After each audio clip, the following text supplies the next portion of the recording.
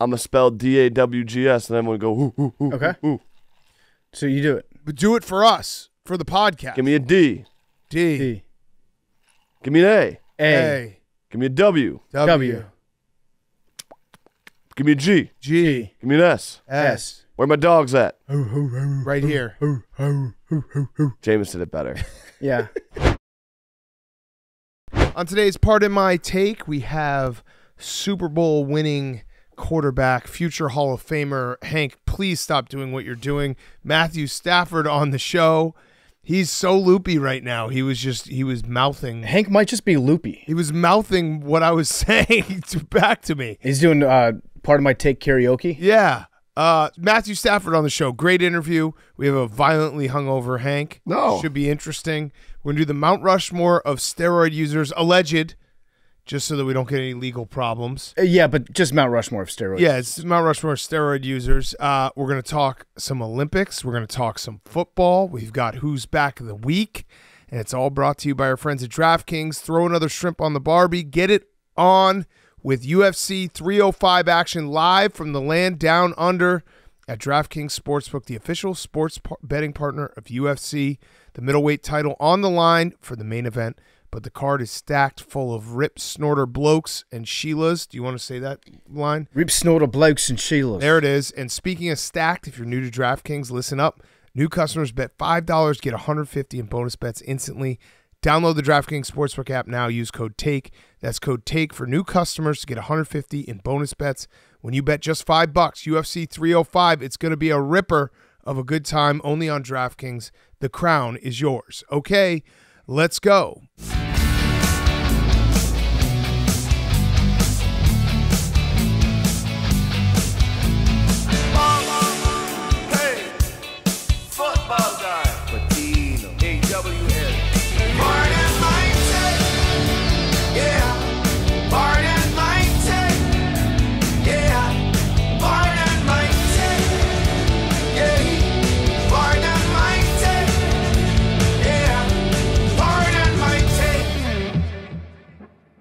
Welcome to Pardon My Take, presented by DraftKings. Download the DraftKings Sportsbook app now. Use code TAKE. That's code TAKE for new customers to get $150 in bonus bets when you bet just $5. UFC 305 is coming this weekend from Australia. It's going to be a great time. Bet with DraftKings. The crown is yours. Today is Monday, August 12th. And I know we want to talk about football, but we also have to talk about the Olympics and our team being so awesome, that game being incredible. But for the record, I want to talk about football. I do too. But yeah, let's talk. Let's lead it off with the. I was thinking about it's like, should we lead it off with the fact that we both have future Hall of Fame quarterbacks? No, let's temper our excitement for a second, which we will get to that. And I said the two of us because there was only one guy who seemingly didn't play great. Well, I would say all three of us have future Hall of Fame quarterbacks if you include Joe Milton. That's true. But we should talk about the Olympics and that USA game because it was fucking awesome. Steph Curry is the man. He saved America.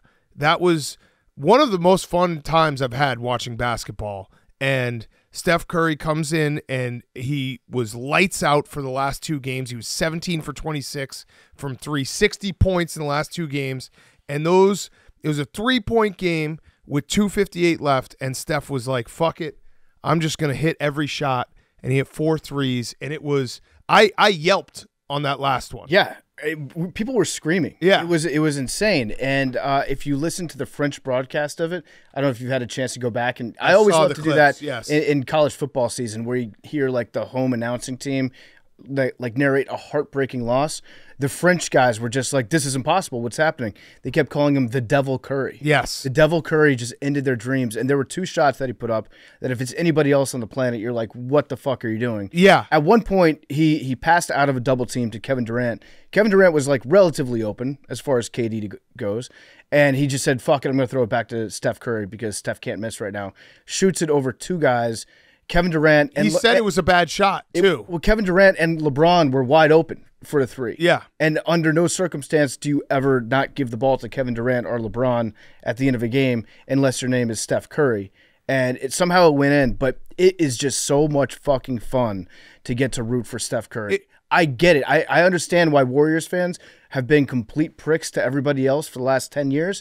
I get it. I understand it. Steph Curry, if I got to root for Steph Curry every day, I would develop the same superiority complex that Hank Lockwood has had from rooting for Tom Brady. It was so good and so incredible. Steph Curry impressed himself. He said that. He said afterwards, before every shot you take, you think it's going in.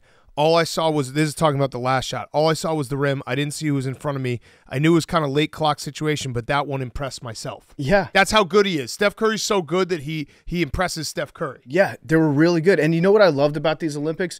The fact that the players cared. Yeah. They cared very deeply about it. Dude. They cared. Like, if any one of them told you, like, oh, you know, I just want to go over there and have fun. Didn't matter if I played. Didn't matter if they got me in the game. Didn't matter if I was in the rotation. They're lying. They wanted to be in there. They wanted to be playing. They wanted to do this, I guess, for the country, which is awesome to see, because in Olympics past, some of the guys were just like, yeah, whatever. It's basically an exhibition. We're going to crush the world. The days of just showing up and destroying the rest of the world are over. We have to actually put in work, put in practice, and play as a team if we want to win. So to get a gold in that way it was awesome. It was awesome. They care. Even their family cares. Yeah. To the point of like complaining publicly. Yeah. Yeah. They care a lot. And they flew in Draymond. Yeah. Which is the right move to do. Draymond flew in just to troll Gobert. He tweeted, he's like, what should I say? I'm sitting right behind him. But it also felt like the finale of an era in the NBA, because it was KD, it was LeBron, it was Steph. Those were the three guys. Devin Booker was phenomenal, by the way. Like, he was the unsung hero. He completely changed his role to fit into this team and was so good. And like the three guys who have meant so much to basketball for the last 2 decades, finishing it this way, because all three of them are at the tail end of their career and maybe not going to win another NBA title, but it was just awesome to watch. And LeBron was amazing, and KD was amazing, and Steph was just going off. Anthony Davis finished the game, because I can't remember who our other center was, but it was good that Anthony Davis was in there. I think he had 4 blocks. The starting center, he had trouble defending against Wemby, who everybody else also has that problem defending against Wemby. The starting center looked slow. He looked like he was a step late to every loose ball. He looked like he was out of shape a little bit. Who was our starting center? I'm not sure. Bam, right? Bam. No. It wasn't Bam. Joel Embiid. Oh, thank you, Huey. Joel Embiid. Yeah. I got the pleasure of watching this game with Max and his brothers, and it was just them screaming at the TV the entire time. Come on, Joe. What the fuck, Joe? I knew it was not going well for Embiid when Max tweeted halfway through the game. He's like, everyone's shitting on Joel. We wouldn't be here without him. So true. Yeah. He wanted to go back in time to the Serbia game. I also love the way that Joel Embiid received his gold medal, when the crowd was just booing the shit out of him because he chose to go with the U.S. instead of France, and he was just like, yeah, give it to me. I mean, he's a Philly guy. Yeah. Do you think that bothers him? France cannot out-boo Joel Embiid. Yeah, he had a quote going into it. He was like, yeah, France is probably going to boo me, and I'm just going to tell him to suck it. Yeah. Also very... He hit him with the DS. There's one guy who can't, like, you can't boo Joel Embiid out of the building. He plays in Philadelphia. He also... watching the clips of everyone post game, and then the next day, just how hungover they all were. Actually, we have someone who basically won the U.S. gold right here. Henry Lockwood looked like he partied with them, but Joel Embiid doesn't drink, so he was like just side eyeing everyone walking to. I think they were getting to the airport. Yeah, and it was just like everyone had glasses on, looked like shit, and Joel was just like, "I'm ready to go. Let's get on the flight." Maybe he needs to start drinking. Maybe that's the problem. Yeah, it was get out of his own head. It was awesome. So, and now there was 2 guys who maybe didn't play a lot. Tyrese Halliburton, who handled it in a very funny way, saying when you get an A and you did none of the work. That's kind of the way you have to handle it, because you're still one of the best 12 players to be on that team, and you did contribute in the fact that there were scrimmages and all the weeks leading up to it. You got to take pride in that shit. You got to take pride no matter what level basketball player you're at. If you help the team, that's first and foremost, right? And then Hank, yep. How did we feel? I mean, Jason Tatum did get into the final. Felt like he got bullied minutes. Bullied? He got bullied? No, he got bullied minutes. Kerr got bullied into putting him in the game. Interesting. Would you not agree? I mean, his explanation for Serbia made no sense when he said it's a math problem. Well, there's 8 less minutes. Right, but you could still. Are you talking metric system? The math. That's what Steve Kerr was saying. But there's 8 less minutes in an NBA game. Listen, the resume, no one really knows who does well or who does poorly in the Olympics. At the end of the day, when you look back at his career, he's going to have 2 gold medals, at least. Yeah. Yeah. Yeah, he said he would play in the 2020. I mean, I do feel bad for Jason Tatum because I'll say this in defense of Jason Tatum. He did not say one word. No. His mom did, fans did. He didn't that's one of those situations where it gets put on him that he's upset, and he probably was upset because everyone wants to play, but he wasn't upset he wasn't being a malcontent. He wasn't saying anything. Other people were saying things, and then it gets attributed to him. Right. Which is not fair. But if you watch the games, the lineup that did not have Jason Tatum in it was vastly superior. Yeah. We were dominating with that lineup. They were really And he fucking barely good. played. Our closing lineup was very good. Yeah. Anthony Davis was phenomenal at the end. And it was just fun. It was fun to watch. Steph Curry's the fucking man. And Yabu dunked on LeBron. That was great. Yabu did. He might have dunked his way back in the league. And Skip obviously went straight to Twitter and was like, well, Steph Curry won the MVP, right? Yeah, he said LeBron did win the MVP. And yeah, Skip was like, this is an indictment on LeBron's legacy. Man, poor LeBron James.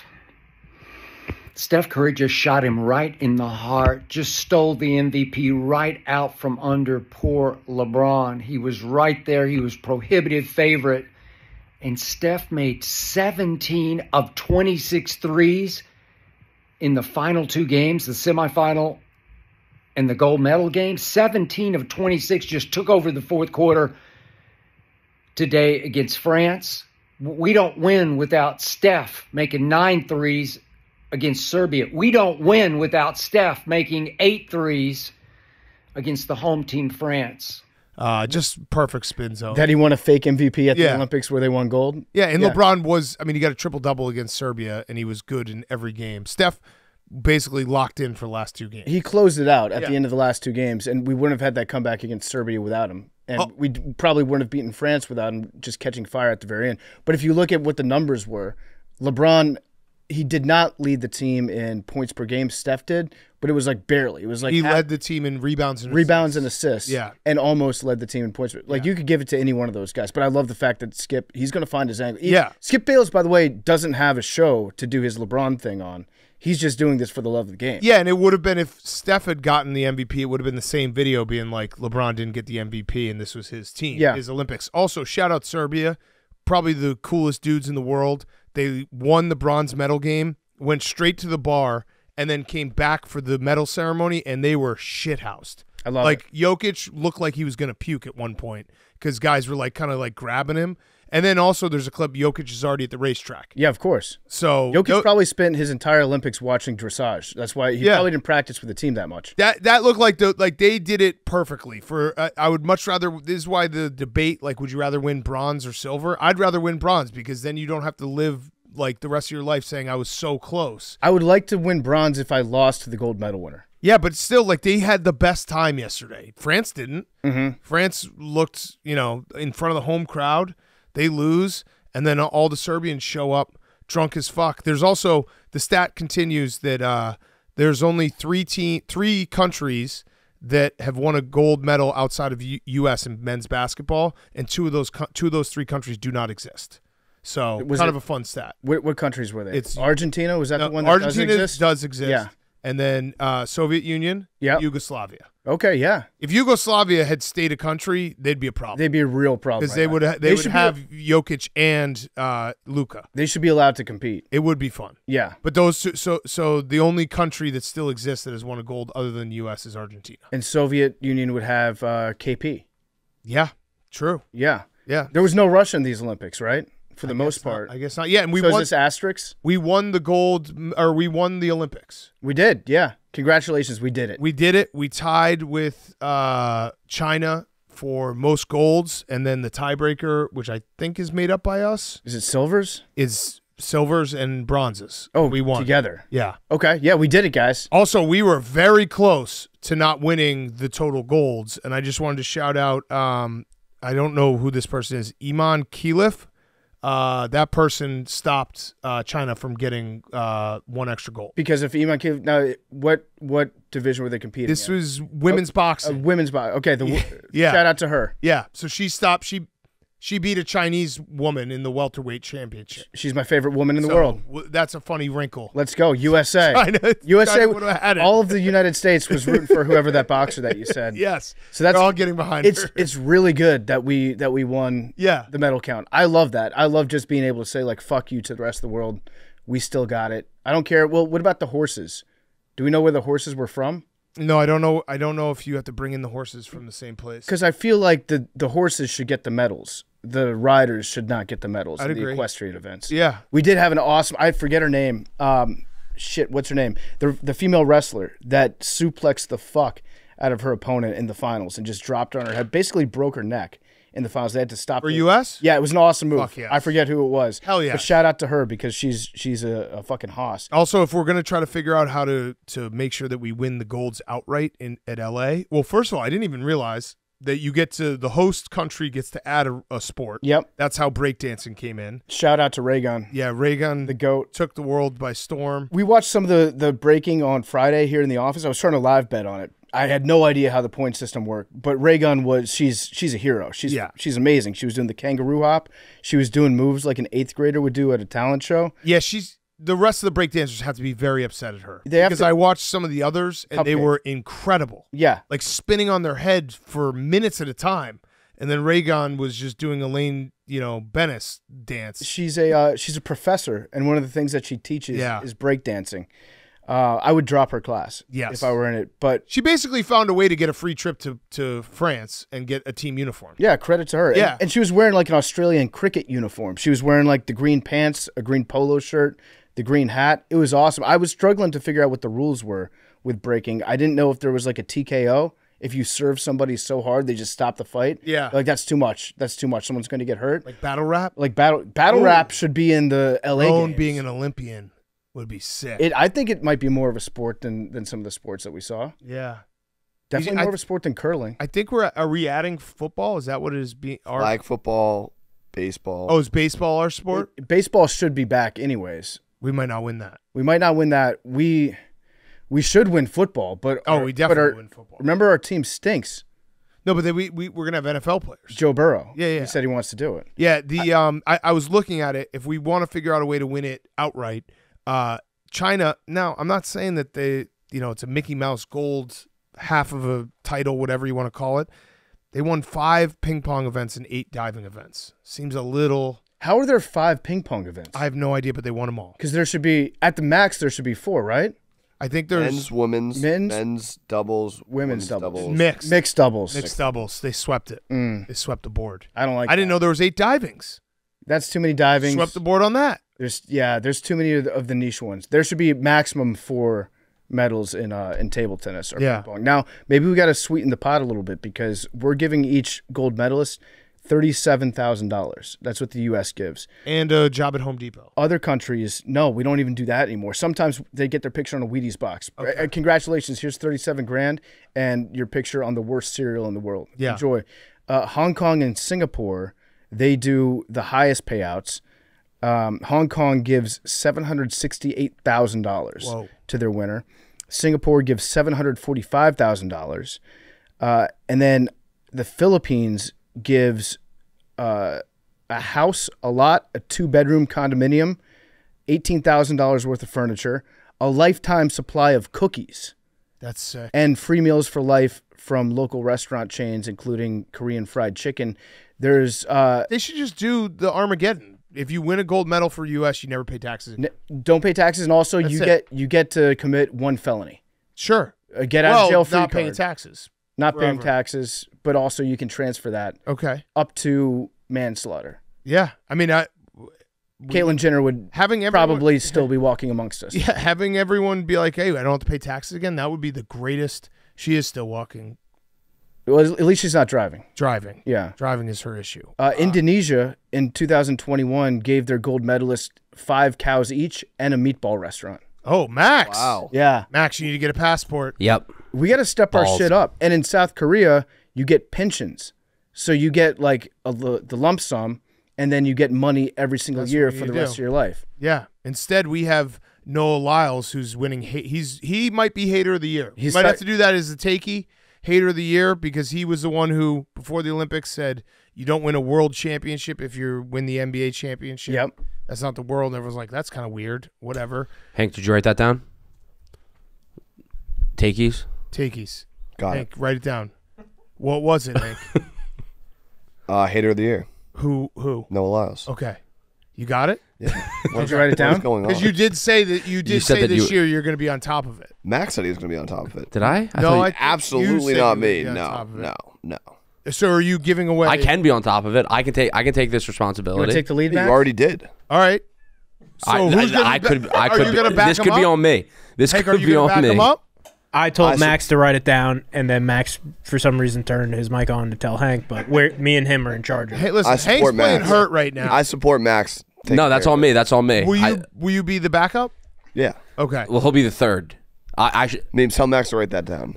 Yeah, Max, write that nice. down. Yeah, I'll write that down. I'll write that down. I feel like Hank could show some strong competition in Hater of the Year too. Yeah, for sure. It's an award that I guarantee you he will be nominated for. But Noah Lyles came out that he was upset because Adidas, when he was negotiating with Adidas for his new contract, they invited him to an Anthony Edwards event. Yeah.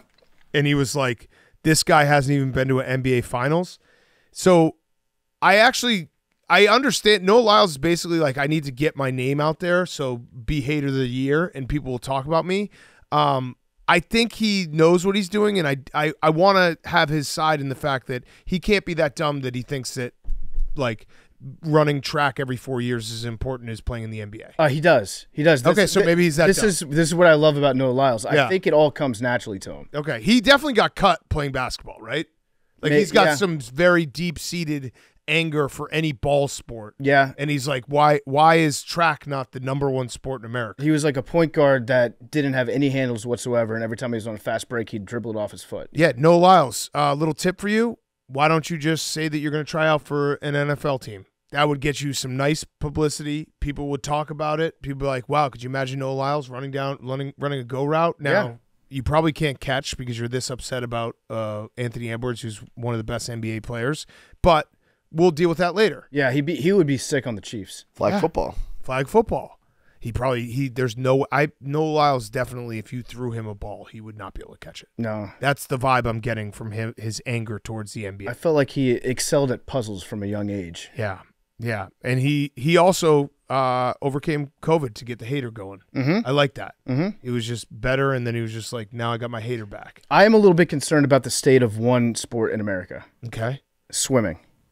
Yeah. Male swimming in America. Oh, yeah, the French guy kicked our ass. French guy kicked our ass. Katie Ledecky, shout out to her. I think she's like tied for the lead in gold medals. Shout out to all our women. Female. Yeah. I think they dominated. They dominated. Our men stink at swimming. What happened? What happened to American men? Is it gay to swim?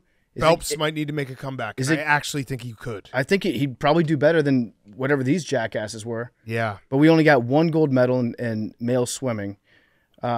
I don't know. I don't know what the problem is. Do we I know Huey, you can definitely swim, right? Well, probably. Wasn't Caleb Dressel, the big story was that he was watching House of Dragon too late one night? Yeah. So maybe we just got to take away TVs? Yeah. If we put our best players, our best athletes into swimming, we would dominate. And we don't. I had fun. Listen, Olympics were fun. Can't say I watched a ton of it, but I watched it here and there. Yeah, it was good. It was good to have on in these desperate weeks that we just need to get through training camp. And the basketball was awesome. Basketball, really the fact that the world has caught up and it makes it very exciting and there's drama involved in it, like that was a dramatic game. Yeah. And I'm happy we won. I would like to see an Olympics where they just select the athletes at random. Like anybody from the United States could get put on any team. Yeah. And we'd have to compete just average people from around the world competing against other average people in random sports that they've never practiced. Well, they should have one average person in every single event just so that we have a barometer. To show like how hard if you're it just is. like, hey, here's the 100-meter dash, have just a random like 35-year-old dude running it. Yeah. So we can be like, oh, that's me. Yeah. I suck. I lost by 7 seconds. I think one of the funniest events for that would be the high jump, where you have to try to jump over it backwards. Yeah. Because I think most people, if you tried to do that motion, you would just land directly on your head and you wouldn't even get above the mat. Yeah, pole vault. You just go straight sideways. I mean, all these. Yeah, they should absolutely have just a base person just competing in all these events just so that we can see it, because we would quickly realize how much better they are. Not that we don't, but there's always a little bit of you where it's like, that doesn't seem that hard. They all are very hard. There should be eating in the Olympics too. Yeah, Joey Chestnut. We should put that in for 2028. That would have rocked. Hot dog eating. That would have rocked. You want to talk about football? Yeah. That was a fun weekend of football. It was a great week. It's back. It's preseason.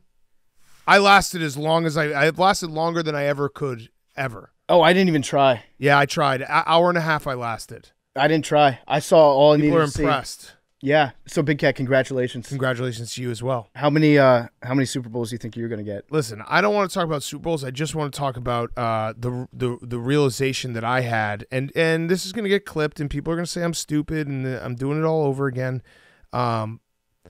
Watching Caleb Williams play quarterback made me feel like the dumbest person in the entire world for ever thinking that Mitch Trubisky and Justin Fields were the guys, because it looks so different. Yeah. And I know it's preseason. I know it was only a few plays, but it just looks different. Like he's confident, poised, like reading the defense. It just looks different. I felt like such an idiot.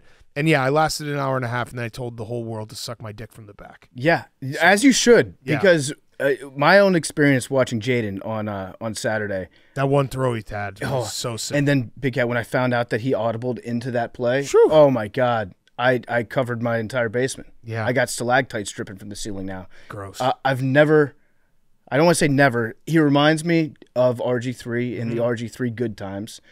It's been 30 years since I've had a quarterback that for longer than like 10 weeks I could really root for and really think this is the guy and know this is the guy. But Big Cat, he's so fucking I know, good. I agree. I agree. His ball is so good. He's so fast. I agree. He's just, and he looks good in the uniform. It's awesome. I mean, you said RG3. The screen dump off that Caleb Williams made when a guy had his hand in his face and it was like a broken play. Yeah. That looked like Patrick Mahomes.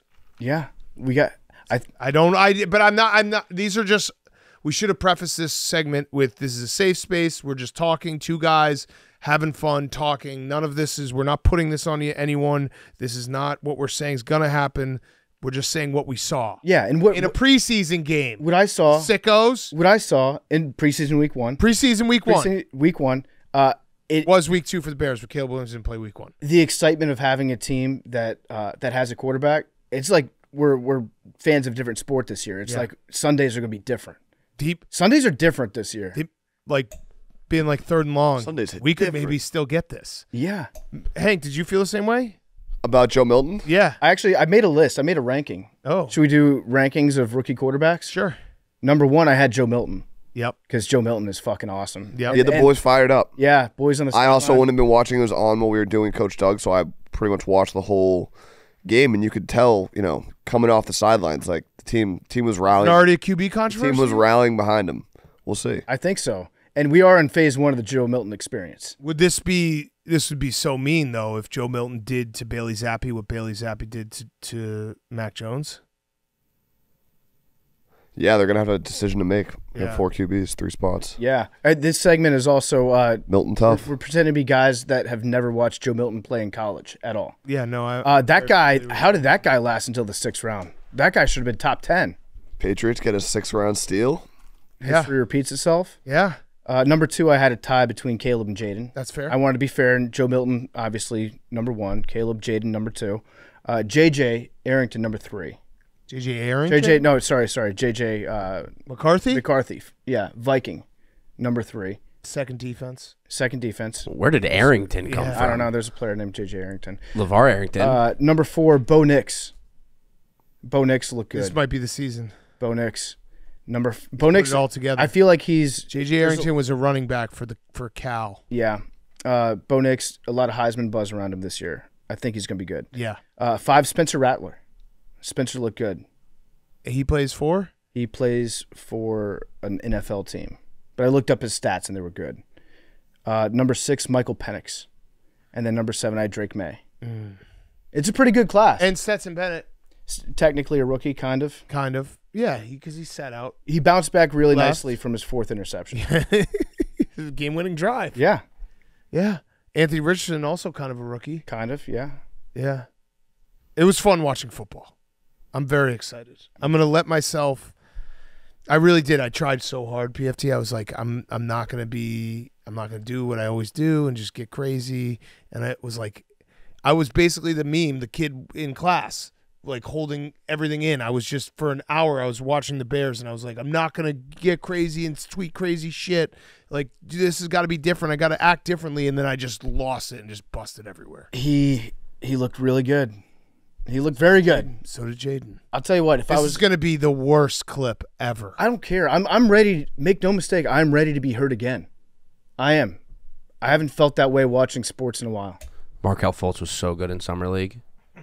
Why do you have to make this about Philadelphia? Good point. Yeah, what the fuck? That's a good point. I'm just saying. What the fuck? That's a fair point. Max, I want to say I am not ready to get hurt again. Oh, I am. I am not. I've been hurt too many times too recently. I feel like if we played the I am Justin not ready Fields to get hurt first again. preseason Yes, game, that's you why would I'm not say ready to get the hurt again. Exact same But thing that you just said. I just told you, Hank. I watched. Never Caleb thought Williams Mitch. Once play. I saw Justin, I knew Mitch wasn't a. You know, I'm not ready Mitch to was get the hurt. guy. Again. Looks I'm not different. ready to get hurt again. I'm not mentally, physically in a space where I could take the hurt again. It will kill me. It will kill me. This would be the last hurt of my life. Max, if you had to rank between just the three of us in this room, which quarterback would you want first? Joe Milton. Good answer. He's got a rocket arm. Stud. Threw an orange 106 yards. Yeah. I was thinking about it. I think I would want the Patriots to be the best. Why? Yeah. Because I already know Cocky Hank. I already know what it's like to be around Hank and it's good the devil teams. you know. It's the devil I know. Yeah. I don't know how I. All right, that makes sense. But That actually, on yeah. what planet would we be worse? no, that's a but fair. That's a fair. Yeah. We can't be worse than this guy. That's not true. He's drunk during a show right now because That's also not But true. I already hate Hank. I don't want to take hate. a I don't want to hate breathalyzer? you guys. Yeah. You pass a breathalyzer right now? Yeah. we should get a breathalyzer. I doubt it. I actually understand what you're saying, Max, because I don't know what I'm capable of. Like it's scary to think of what I could be capable of if Caleb Williams was like incredible. I might be a monster. Yeah, I mean it would be cool. Like if Chicago was buzzing for the Bears, that would be fun. Yeah. But We would need the hopes to get up. I want both you guys to Oh, make the see, playoffs. you're always doing it that way. Good. Though. You never. Thank you, Hank. He wants us to make the playoffs. Thank you, Hank. It was just preseason week 1. It was, and we might be a year out, but Jaden. Yeah. CJ Stroud was really good in the preseason last year. I think more than anything, bad. it's just the ups and downs I have to figure out how to deal with better. It's the ups and downs. Well, we haven't been here before. I'm like a drive-by-drive guy, and I need to Both figure out been how here to be. very recently. I need to figure out like a month. You had RG3. Very recently. That was 12 years ago. You had Sam Howell, and it lasted remember? Sam Howell, you did say was a guy. I was talking Soupy after two Yes. weeks last year. Yes. That was 12 years ago, Hank, and we had like maybe 13 weeks where he looked healthy. Sam Howell was so good against the Eagles in that one game. He was. It was Nick had it incredible. twice since the podcast has existed. That's why I'm not ready to get hurt again. It's becoming. But like all that, we too haven't been familiar. here before. Yes, you have. No, I haven't. Not since RG3. Second pick I know the overall. sickos. Croissant. Although I deep down I feel like Packers fans might actually think they're a little worried. Although Jordan Love looks good, but I think they're a little worried. The RG3 croissant picture was so funny. Yeah, Very, very funny. He was always horny. he was deep throating that thing. Yeah, Deep throating it. Greta was Yeah. not. Yeah. RG3, he had that past the gag reflex. She was not like in on the same joke that he was doing. I don't think it was a joke. Yeah, I don't think so either. He just loves croissant. He loves croissant. Uh-huh. Okay. Do we have anything else before we do Who's Back of the Week? Who's Back of the Week is brought to you by Morgan & Morgan. We all know 2024 has been wild so far. Well, Morgan & Morgan is there if you get injured by a person, place, or thing. You deserve to get paid. Life can be crazy sometimes, and one person's negligence can result in another's settlement. If you're in an accident, not calling a lawyer means you could be leaving money on the table when you're seriously hurt. Your injury could be worth millions. If you're ever injured, you can check out Morgan & Morgan. We actually had a situation, our colleague Reegs tore his Achilles during the Barstool Summer Games. Prayers up. Jersey Jerry asked Dave, our boss, could Reegs sue us? I don't think in that case, but there's a lot of cases where you can use Morgan & Morgan. That was Jerry just basically being like, I'm going to try to get injured. Could I get injured? Yeah. Am I dumb for thinking that since Reegs got hurt, that means that none of us are going to get hurt? Like, he took that for us. Knocking on wood. Right? Morgan & Morgan is America's largest injury law firm. They have over 100 offices nationwide and more than 1,000 lawyers with over $20 billion recovered for over 500,000 clients. Morgan & Morgan has a proven track record of fighting to get you full and fair compensation. So, playing basketball is hard, but submitting an injury claim with Morgan & Morgan is easy. Showing up to the podcast not hungover is hard. Submitting an injury claim with Morgan & Morgan is easy. If you're ever injured, you can check out Morgan & Morgan. Their fee is free unless they win. For more information, go to forthepeople.com/PMT or dial #law, #529 from your cell phone. That's FOR, thepeople.com/PMT or #law, #529 from your cell. This is a paid advertisement. Henry, who's back of the week? My who's back of the week is Jameis Winston. Yes. We're going to do same faces, new places. I think we'll do that Wednesday now. Soon, but Jameis on the Browns is a match made in heaven. He had a very funny pregame speech. Go ahead, getting the boys fired up. Tell us what he said in the pregame. Reenact the pregame speech. Get us fired up. What do you mean? Come on, do it. Get us fired up. Pretend that you're... Where my dogs at? Okay. That was good. And, yeah, we're about to do a podcast. He said, like, I'm going to spell DAWGS, and everyone go, ooh. Okay. Ooh. So you do it. But do it for us, for the podcast. Give me a D. D. Give me an A. A. Give me a W. W. Give me a G. G. Give me an S. S. Where my dogs at? Right here. Jameis did it better. Yeah. I wasn't as fired up as the Browns were. If you were Deshaun Watson, you saw that you'd be a little bit nervous, right? Of course. Jameis is the best. Like he's got a captive audience. Everyone hanging on every word that he says. At bare minimum, if Deshaun Watson has an MVP type year, even with an MVP type year, the rest of the locker room likes Jameis more. Yeah. Like no matter what, you have a backup quarterback that is liked more. The whole building likes Jameis more. Correct. And he doesn't have all that baggage that Deshaun has. Correct. With the history. Great. Facts. Good who's back. Thank you. Was that the last tweet you saw? No. Oh. That's a good who's back, Hank. It's great who's back. Thank you. Way to do your job. Winston. Thank you. It's back. He is. I thought your who's back was going to be elevators. No elevators. We did get stuck in an elevator. Oh, do tell. We were just going down. We had too many people in the elevator. Was Max in it? Max was not in it. I was not in it. This is bullshit. That was a bullshit question. I was not in the elevator. I'm just asking. I got down questions. safely. Wait, so how many people did you get in the elevator? It was probably like 15. I think it's like a 2,000 weight limit. We had a couple and no Max. Couple big boys though. A couple football players, former football players, Quiggs. Whoa, come on, Hank. Well, Quiggs is allowed to get fucking shots. Hank, you were in there too. I was in there. And I was like, oh, yeah, we're good. Let's just squeeze on. And then we got to the first floor, and then you just felt it go even lower. Wait, you got down to the first floor? We got down to the first floor, and then it dropped. Oh, you sank too low. So they had to open the door. It took like 10, 15 minutes, and then we had to basically climb out onto the first floor. Was that a Thrice and Krupp elevator? I know it wasn't an Otis. I don't know what type of Otis would never malfunction like that. So, Hank, answer me this. Had you been drinking alcohol before this? Yes. Okay, so yeah. I would imagine if you're stuck in an elevator with 15 people that had been drinking. Not Max. Somebody had to go to the bathroom at some point, right? No, it wasn't. It hadn't got to that point. Everyone was pretty chill. No one was freaking out. You know, we were squeezed in pretty tight. It was a nightmare. It was good. It was good vibes. I think if it went another like 10 minutes, then some people might have been like claustrophobic or had to pee, but it wasn't too bad. I'm so mad that Max wasn't on that elevator. Did you get some tunes going? I was playing some music. Yeah. What's good elevator music? Billy Strings.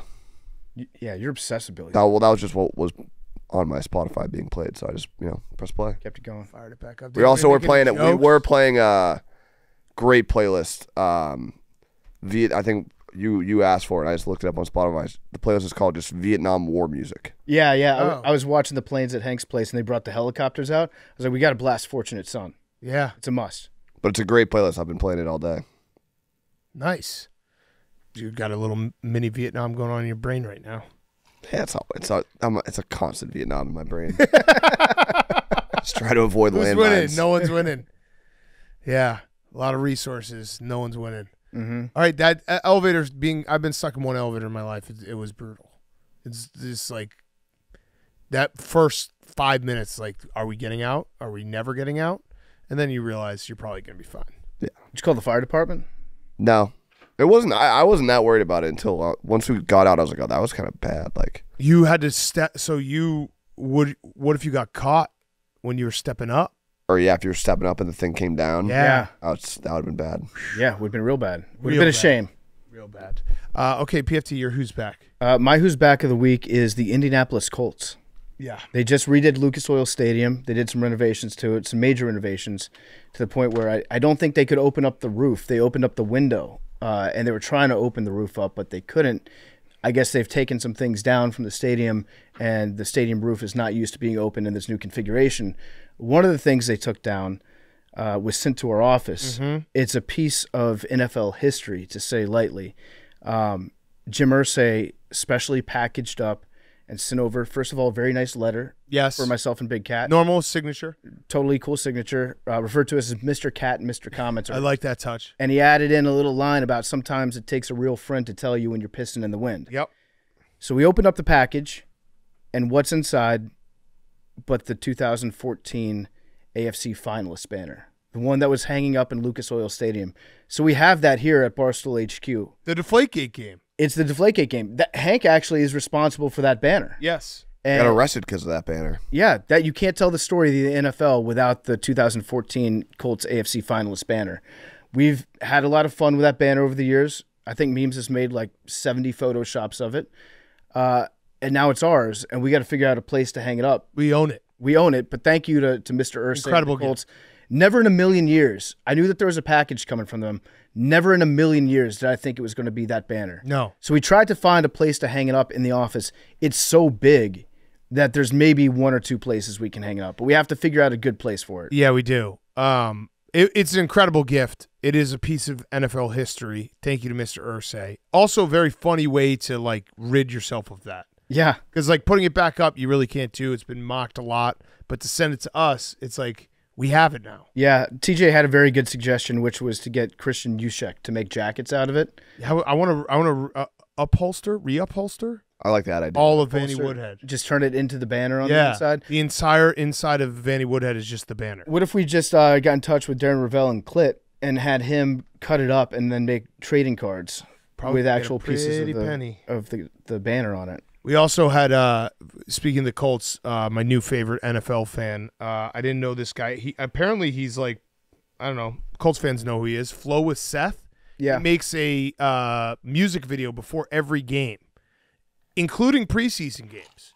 I'm going to play you Flow with Seth. It's only 30 seconds. His preseason music video for the Broncos versus the Colts preseason week 1.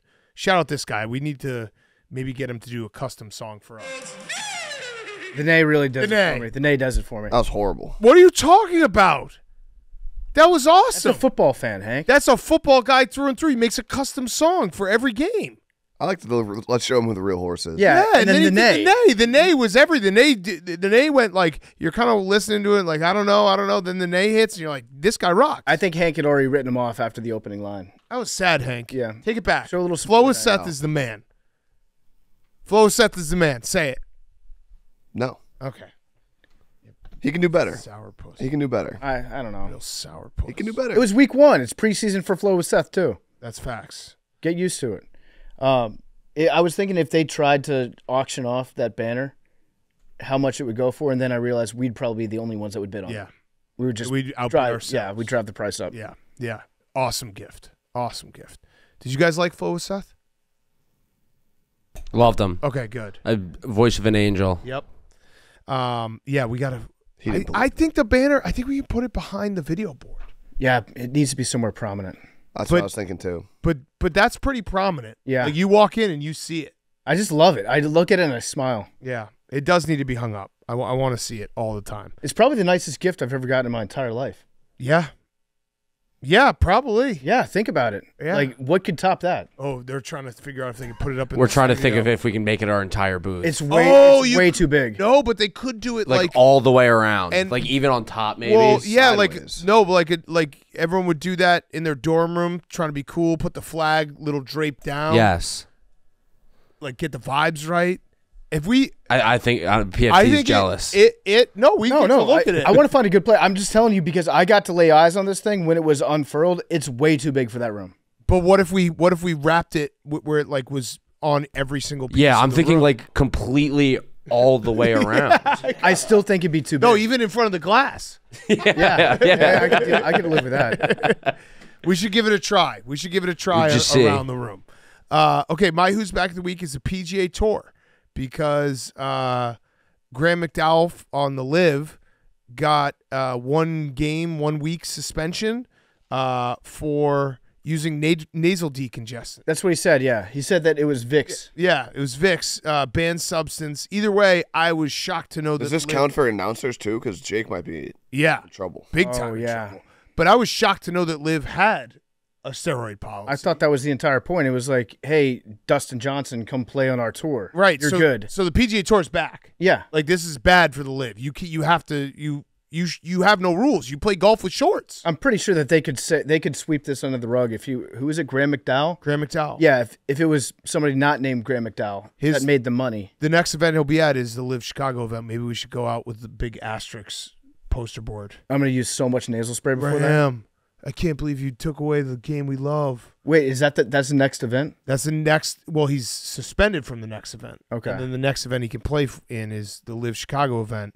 But yeah, when they said golf but louder, I didn't think it was gonna have Vicks Vapor Rub was gonna be included. That's just fucked up. Yeah, they should. You should if you're the Live Tour, make everything legal. Yeah. Have it be steroids but golf. Right. Tackling. Yes. In a football, and then pylons, and then your championship game is 100-yard February. Yeah. And then you redo the tee shot at the beginning. I mean, they make it very confusing where nobody knows what's going on. They definitely will try to create a football league. I'm in. Saudis. More football. Yeah. All right, Huey, your Who's Back of the Week. My Who's Back, the good old quarterback controversy. It is perfect time of year for that. I think right now in New England and Denver, maybe a little talk about it happening in Tennessee, maybe. Oh, just a good. It's always the mid-tier teams. It's never the top tier Super Bowl winning potential teams who are in quarterback controversies. But the quarterback who could be a controversy could come out, like a Russell Wilson and Matt Flynn situation. Yeah, there could be a guy who comes out of this.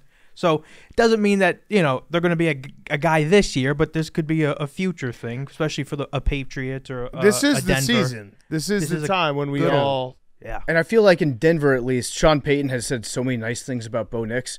You know how coaches don't really give a shit what you do in the preseason? Yeah. Sean Payton probably felt like he had to let Bo Nix have a great performance, so he probably schemed some shit up for him. So he didn't look like an idiot. That's a reputation pick. Yes. His reputation's on the line.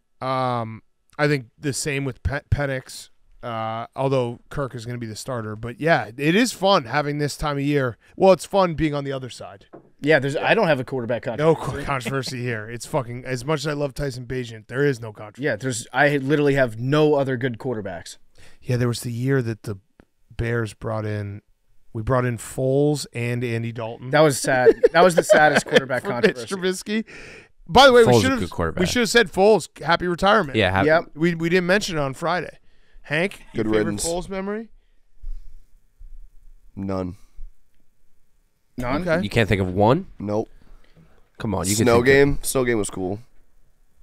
You remember when he threw that? I don't know if he was a quarterback of that. Wait, he didn't throw it. Fuck him. Didn't he at one point catch a ball in the Super Bowl? Was it in the same game that Tom Brady didn't catch a ball, where he dropped it? That seems like a very special play. It does seem special. Max? Yeah, no, I like that play. Max, where does Nick Foles rank for you all-time Eagles? Top 5. Top 5? Top 5, yeah, for sure. I mean, yeah, I guess that makes sense. For sure, without a doubt. He didn't play long enough to be number 1. More than Hurts? Yeah. He won a Super Bowl. He did? Yes. Mm-hmm. Right now, Foles. What is above a career hers. for Nick Foles. Yeah, Nick Foles, not a Hall of Famer, but he did have that one season where he, like a magical season. We should do a Mount Rushmore of guys that had like. We had 2 magical seasons. Yeah, he had the one season that 22-2, was it? 22 touchdowns, 2 interceptions. 2 interceptions. It was crazy. Yeah. He couldn't throw a pick that year. Yeah. But that no was one for thought, Chip Kelly, yeah. And then we traded for Sam Bradford. Yeah, but he had, let's see, Nick Foles, Super Bowl, and he's got $87 million in the bank, cash. Pretty good. The snow game. Also, this is very that's on me. Very depressing because I just pulled up his earnings. I was at that game. His birthday is January 20th, 1989. Oh no. I thought that was what my. If you listen back when I said, "Oh," that was because I saw 1989. I was like, he just retired. He's 4 years younger than us. If you had asked me, I would have said 1983. That sucks so bad. He seems so old, right? God damn it! Nick Foles is old as fuck. Oh, actually, I was thinking about this. Side tangent. If LeBron wanted to, how long do you think he could play? So he's embracing the gray thing. I don't know if it's a Paris deal where he's like, I'm gonna let my beard grow out and have it be gray so everyone sees how gray I am. And, yeah. Oh, old king still reigns. That type of thing. But based on the way that he played, if his steroid guy is still around, we'll get to the steroid Mt Rushmore. I think he could play another 5 years. But hold on, I asked that incorrectly. If he embraced being like, I'm not going to be LeBron James, but I'm going to play till I'm like not good enough to play in the NBA, I think it'd be 10 years. Maybe. Like if he in 5 years from now said, I'm cool coming off, like being a bench guy, coming off the bench for like 5 minutes a game, he will be better at 5 minutes off the bench than a ton of players. I think at least 5 more years. Right. At least. Like it's very interesting. I don't think that I know that that's not how he's going to want to go out. He's not going to want to go out being on the bench, but he's the first time where it's like what what's his name? Haslam did. No, wait, is that his name? Yeah, Udonis Haslem. Yeah, Udonis Haslem. But like he wasn't actually contributing at the end, but like LeBron, it's crazy to think, but I actually would say that LeBron, if he wanted to play basketball at 50 years old, could probably make an NBA roster. He probably could, yeah. I don't think that's that far off because right now he's still top 5 in the world, easily. Top 10. I think he's probably top 5 in the world. In the world, yeah. no. Top 10 in the U.S. Top 10. But still, 10. I feel like he could. But Tatum's better. What is he? If they were on the same team, who do you think would get the minutes? Hank, we didn't mean to get back to this point. It just happened. Well, we're talking about LeBron. This is the magic of the show. I was bringing up an actual hypothetical. We just ended up back in this. If you were to take the 5 best players from the United States, would you have LeBron in there or Tatum? Tatum. But if you're trying to win. So would he start? Yeah, he'd be in the closing lineup. He should be. Yeah. He'd be in my closing lineup. Okay. Yeah, I think at least 5 more years. Yeah. I kind of want him. Here, LeBron, you can save your legacy for me personally, which I know you care so deeply about, if you just try to push it as far as you can and see if you can play when you're 55. Jordan never won 6th Man of the Year. Right. He could be, I don't know, it'd be cool. Be cool to see. He wouldn't do it, but it would be cool to see. You get an entire season of load management. Right. Just put him in. Come in and go as hard as you can for 5 minutes. Yeah. Yeah. Okay. Let's get to our incredible interview with Matthew Stafford, and then after that, we will do our Mt Rushmore. Hopefully not as contentious as yellow. Actually, I hope it is.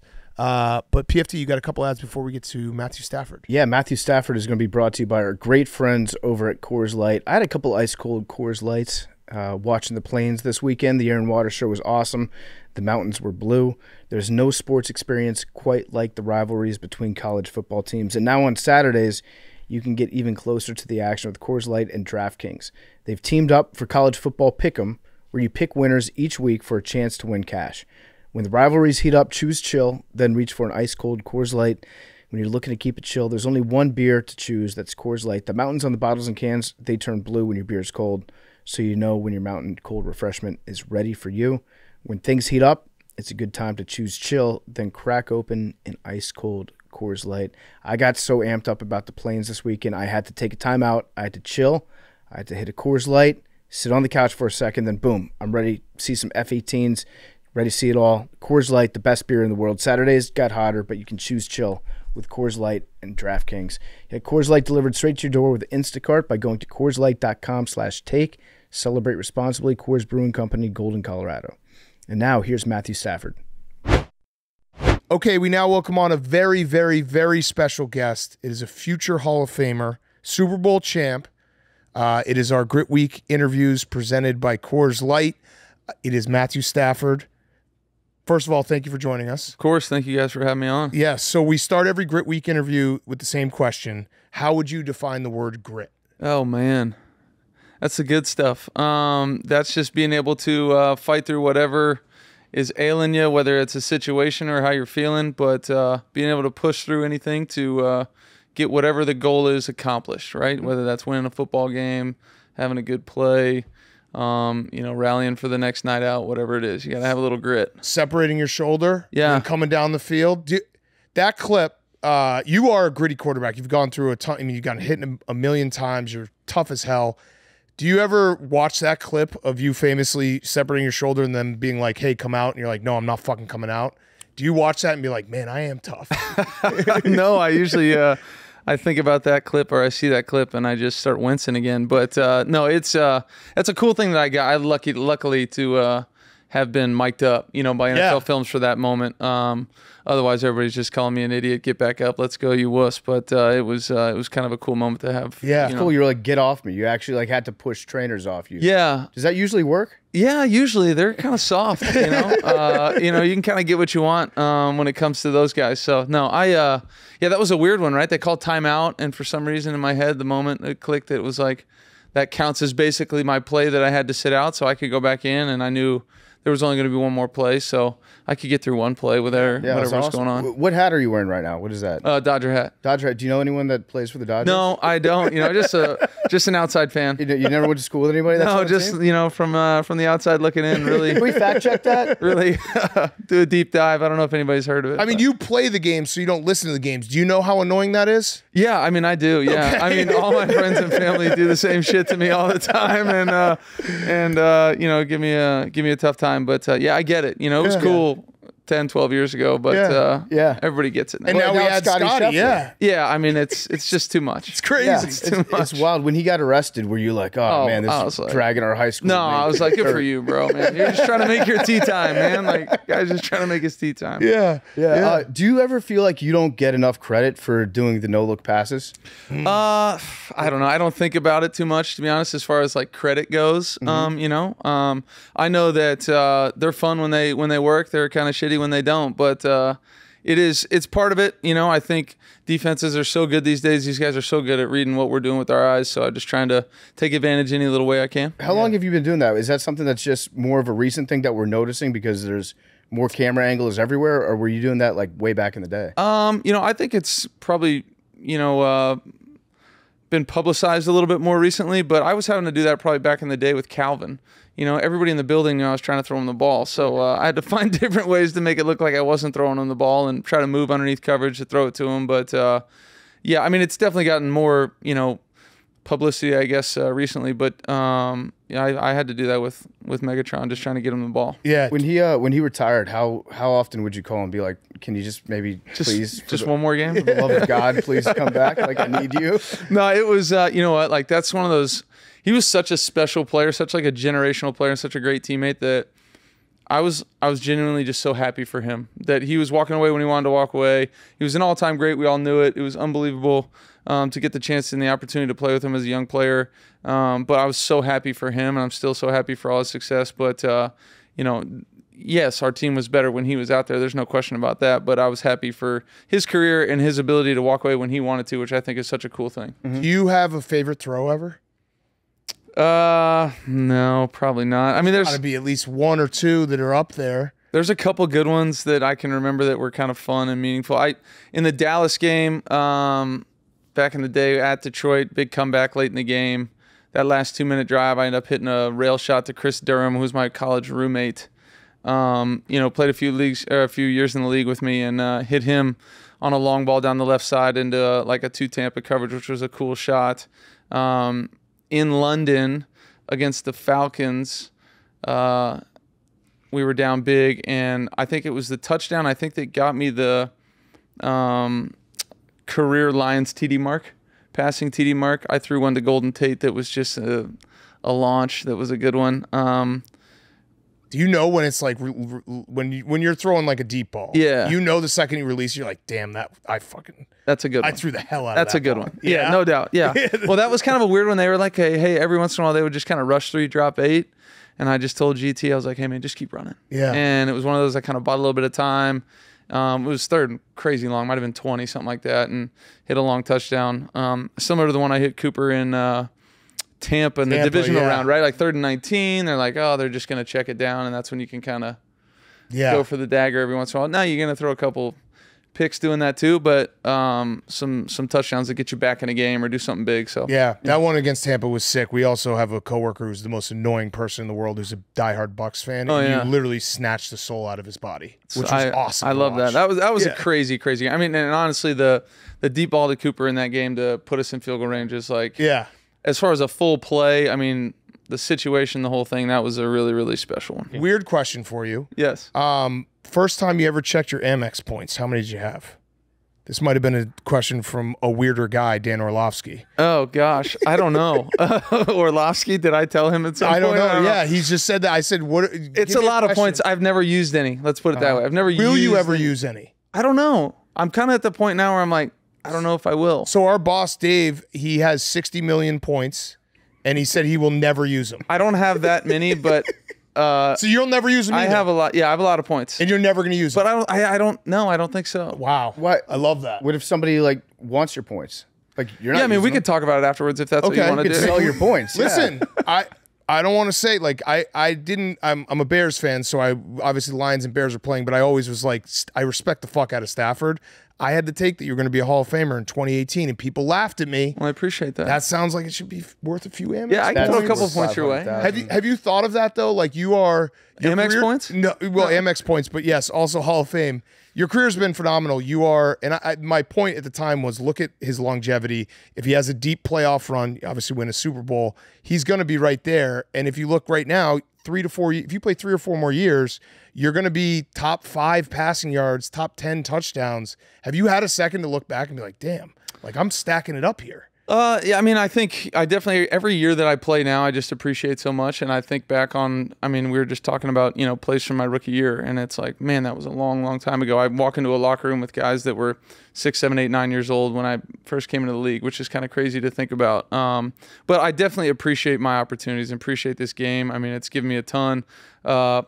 I hope I got 3 or 4 more left in me. We'll see. Every year is a new year, but I do feel good. And as far as the history books and all that kind of stuff, I have so much respect for this game. Like, I was the kid that grew up watching NFL films, watching Steve Sabol and those guys, voiceover stuff, and like I was all in on Johnny Unitas and Sling and Sammy Ball and all the guys, right? So I have a ton of respect for this game, and just being anywhere near guys like that in that kind of conversation is incredibly humbling and something that I don't think about it on a day-to-day basis, but when it comes up, man, it's a ton of appreciation for me. Yeah, well, I had your back. Yeah, I was going back through it today, looking at it, and people were like, no chance. Yeah. It's like, dude, he's played so many games. Yeah, your longevity. I appreciate it. Yeah. It's and crazy. the Super Bowl on top of that, yeah. So what, like 1 million Amex points? Yeah, I can get you that. Okay, all right. Cool. That actually speaks very highly for Dan Orlovsky. The fact he is a great analyst. If he knows how many Amex points you have. Yeah, the guys and you don't even know it. Yeah, he's a deep diver. It's also very weird that he knows that. And you I'm going to check my password when we leave here just to make sure it's not Orlovsky 8. Do you ever tell Dan, like, hey, chill out, man, like you love me a little too much? No, I don't. I just accept it all. I accept it all. Keep bringing it. He's the man. I had such a great he's such a good dude. He's such a great guy to be, a part of a team with. He was a great backup for me and taught me a lot. So I appreciate Dan and everything he says. Did you get a little bit jealous when he started going hard about Carson Wentz? You're like, oh no, does he have a Yeah, I thought that was kind of fucked up. I thought it was a trust tree thing, and he just decided to turn his back for a minute. He came back. Yeah. If you love something, set it free. If it returns, I mean, you throw a guy Amex points, he'll do anything. So he'll turn right back around. So I pulled up a stat earlier. Since 2011, you have the most fourth quarter comebacks of any quarterback. Oh, yeah. Have you considered sucking less in the first 3 quarters? Yeah, I think about it, but that's such a good stat. Like, I can't let that go to somebody else. No. Yeah, no. So 3-4 games a year, just kind of toy around the first 3 quarters and then figure it out late. Mr. Comeback. Yeah, why Mr. not? Fourth quarter. Why not? Yeah. I got a weird question. Our good friend Tony Scheffler, who played with Detroit. When Dave and I beat him 2-on-1 in his driveway, did anyone in the Lions locker room give him shit for that? I don't know that we did, but man, how is Tony doing? I haven't talked to Tony in forever. Yeah, he's awesome. Freaking man. He's the best. I love that guy. He was all-time celebrations guy. Yeah, the in Tampa Bay. Tampa Bay, the Buccaneer sword, the Kansas City Chiefs. He had the loincloth.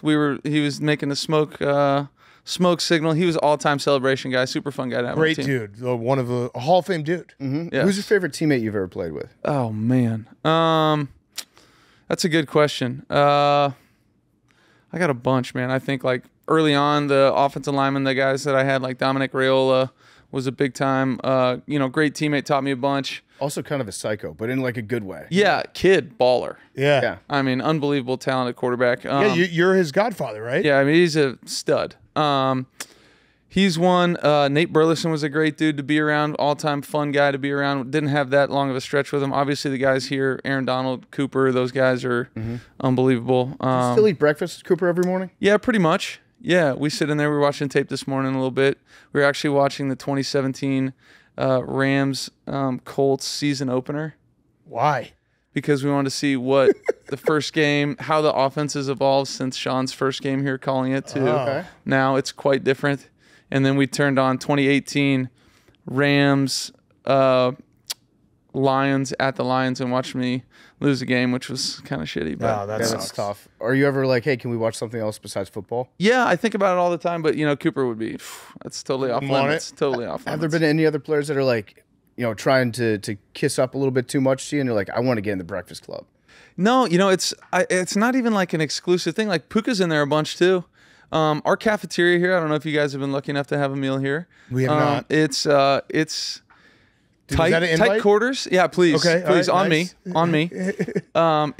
It's tight quarters in there, so there's not a whole lot of seats and tables, and we're in the process of moving into a new facility. So it just kind of migrated into the QB room because we're always getting notes and stuff from Sean early anyways. So it's not some like exclusive closed door meeting thing. Everybody passes through and says what's up. Yeah. Going back to last year's playoffs, how tough was it to go back to Detroit? And like, I know obviously you have that history. Mm-hmm. All your daughters were born there. Was it a moment where it's like, man, this is going to be difficult, even though we got to go play a game? Like there's just more energy to it. Yeah, definitely. It definitely was. I would be not human if I wasn't feeling some of those emotions, even like the week of practice, thinking about it, and talking to people that, meant a lot to me in my life and in my career that still live in Detroit and are a big part of the community there. So it definitely was, it meant a lot. It was tough. And then when I walked into the stadium, I definitely felt it. But once the ball was set, man, it was time to go. I was just trying to throw for as many yards as I possibly could, score as many touchdowns, and beat the hell out of them. It didn't go down that way, but that's all I was trying to do. Don't worry, we gave Sean a ton of shit for punting. Okay, good. So he'll never do that again. Okay, just good. Because we shamed him. We're gonna go for every fourth down this year. It's 4th and 14. Let's go. That's Stafford zone. Were you surprised at the welcome that you got in Detroit? No, honestly, I was. I know what kind of fans they are, and like honestly, I totally understand it. I get it. They're gonna want to do everything they can to make my life as uncomfortable as possible. They haven't had a playoff game there in 30 years, so they're gonna be jazzed up for whatever. And the fact that it was me, I mean, and our team, I'm sure it was even more so. That was honestly one of the best atmospheres I've ever played a football game in. Sean and I talk about it all the time, and it was incredibly loud. We came up for warm-ups, and there was not an empty seat. Yeah. And I mean, it was go time from the second we first stepped out of the tunnel. So it was a lot of fun. It was a great game. Were you rooting for them after they won?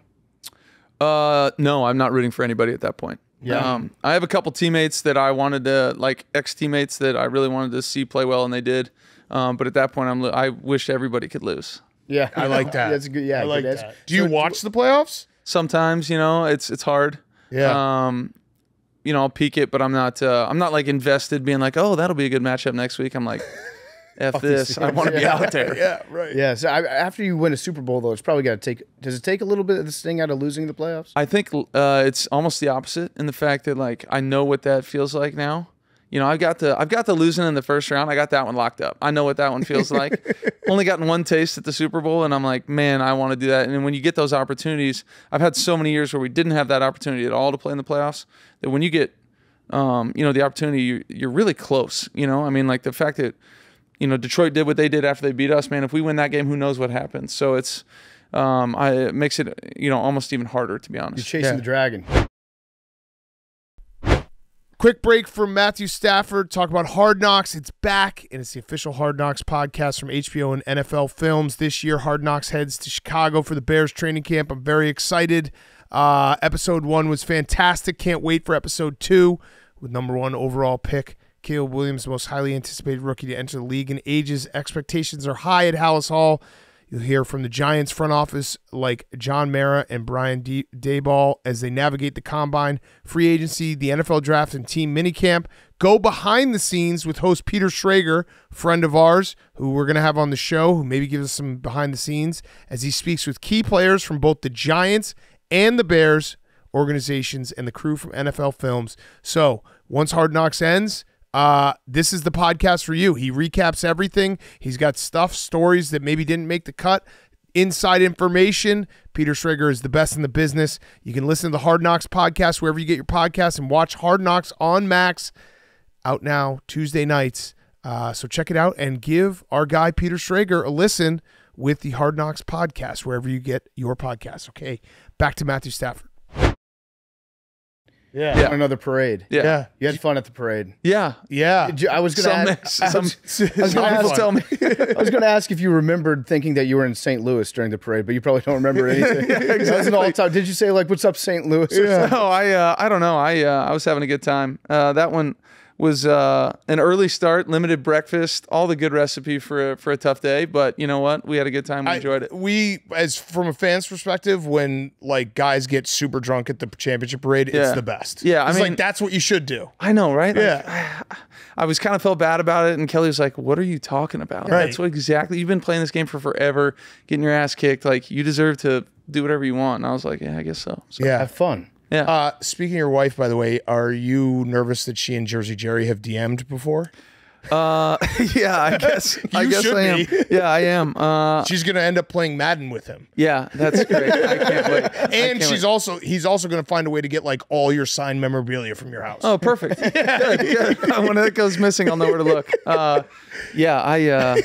I have no idea. Social media is a monster that is lost on me. But okay, I'll do you a favor. I'll watch Jerry for you. Thank you. I'll I make appreciate sure. it. Because if there's like some weird like Stafford cleats showing up at the office, I'm like, where'd that come from? Ship them back. Ship them back. He's definitely going to say like, "Hey, can you grab me a signed jersey? My son's a big Matt Stafford." Yeah, right. Yeah, make it out. His name's also Jersey Jerry. Yeah, right. Make an autograph out to him. He DMs a lot of players' wives, players' moms. So at least that you have that. Okay, good. I that's feel just safe kind there. of his thing. Yeah, right. Actually, you'd be lucky if it was her sending you your shoes. He's probably going to ask for her shoes. Yeah, that's That's what you got to watch out for. Jerry. Little shoes. You don't want size those. 6. I have a question that's totally not written and sent to me by someone else. Here it goes.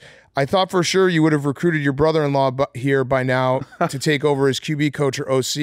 He is known as the best wide receiver coach in the NFL. Yeah, I don't even know who that is, but no, Chad's the man. I'll tell you what, I'm not quite at the LeBron status where I just get to, bring and hire whoever I want. But Chad is the man. I used to throw to him all the time in the offseason too. He was like my receiver back in the day. But yeah, I mean, we've been trying to get him out here some way, somehow. He would go great in California with the blonde flow. I mean, it's a real Sean thing. just hired his best friend from college. That's true, but I don't make the coaching hires. If Chad could still run a route, I could maybe get him a tryout as a receiver. But no, it's really cool to watch his career, and their family grow. It's been cool. Yeah, all right. So just remember the name, Chad Hall. He's going to be a head coach someday. Oh yeah, He's absolutely. Yes, absolutely. Is he's known as the best wide receiver coach? That is what I He rocked it out in Buffalo there for a long time. Yeah.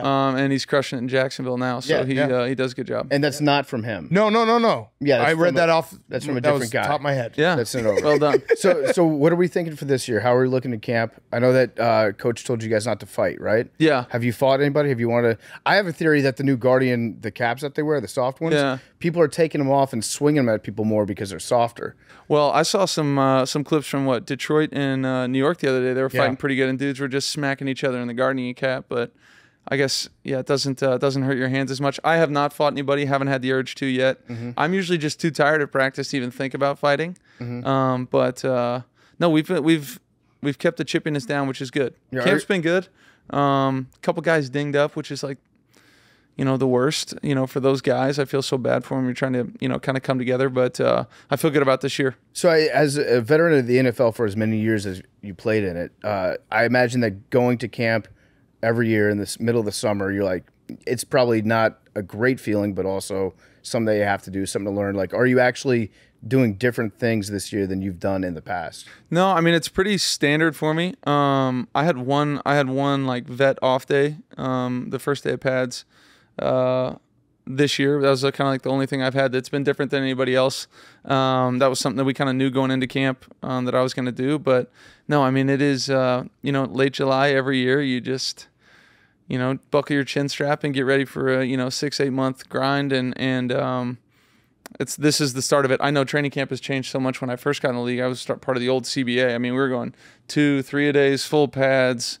I mean, just beating each other up for weeks on weeks. And it's definitely more player friendly now. But I also think it's just a better way to do it. I think we're getting better work out of it. Yeah. So speaking of camp, how fast last year were you like, oh, Puka Nakua's a dude? Yeah, I mean, Coop was out last year pretty quickly with a hamstring, and we lost him, and yeah, I mean, you could kind of feel it, just physical. Like, it was always going to take time. You're a rookie, right? Like, it's going to take time to keep understanding, but it was a testament to him to be able to kind of learn on the go. A lot of people need a full year to kind of just learn and then go, and he was able to do it all in one.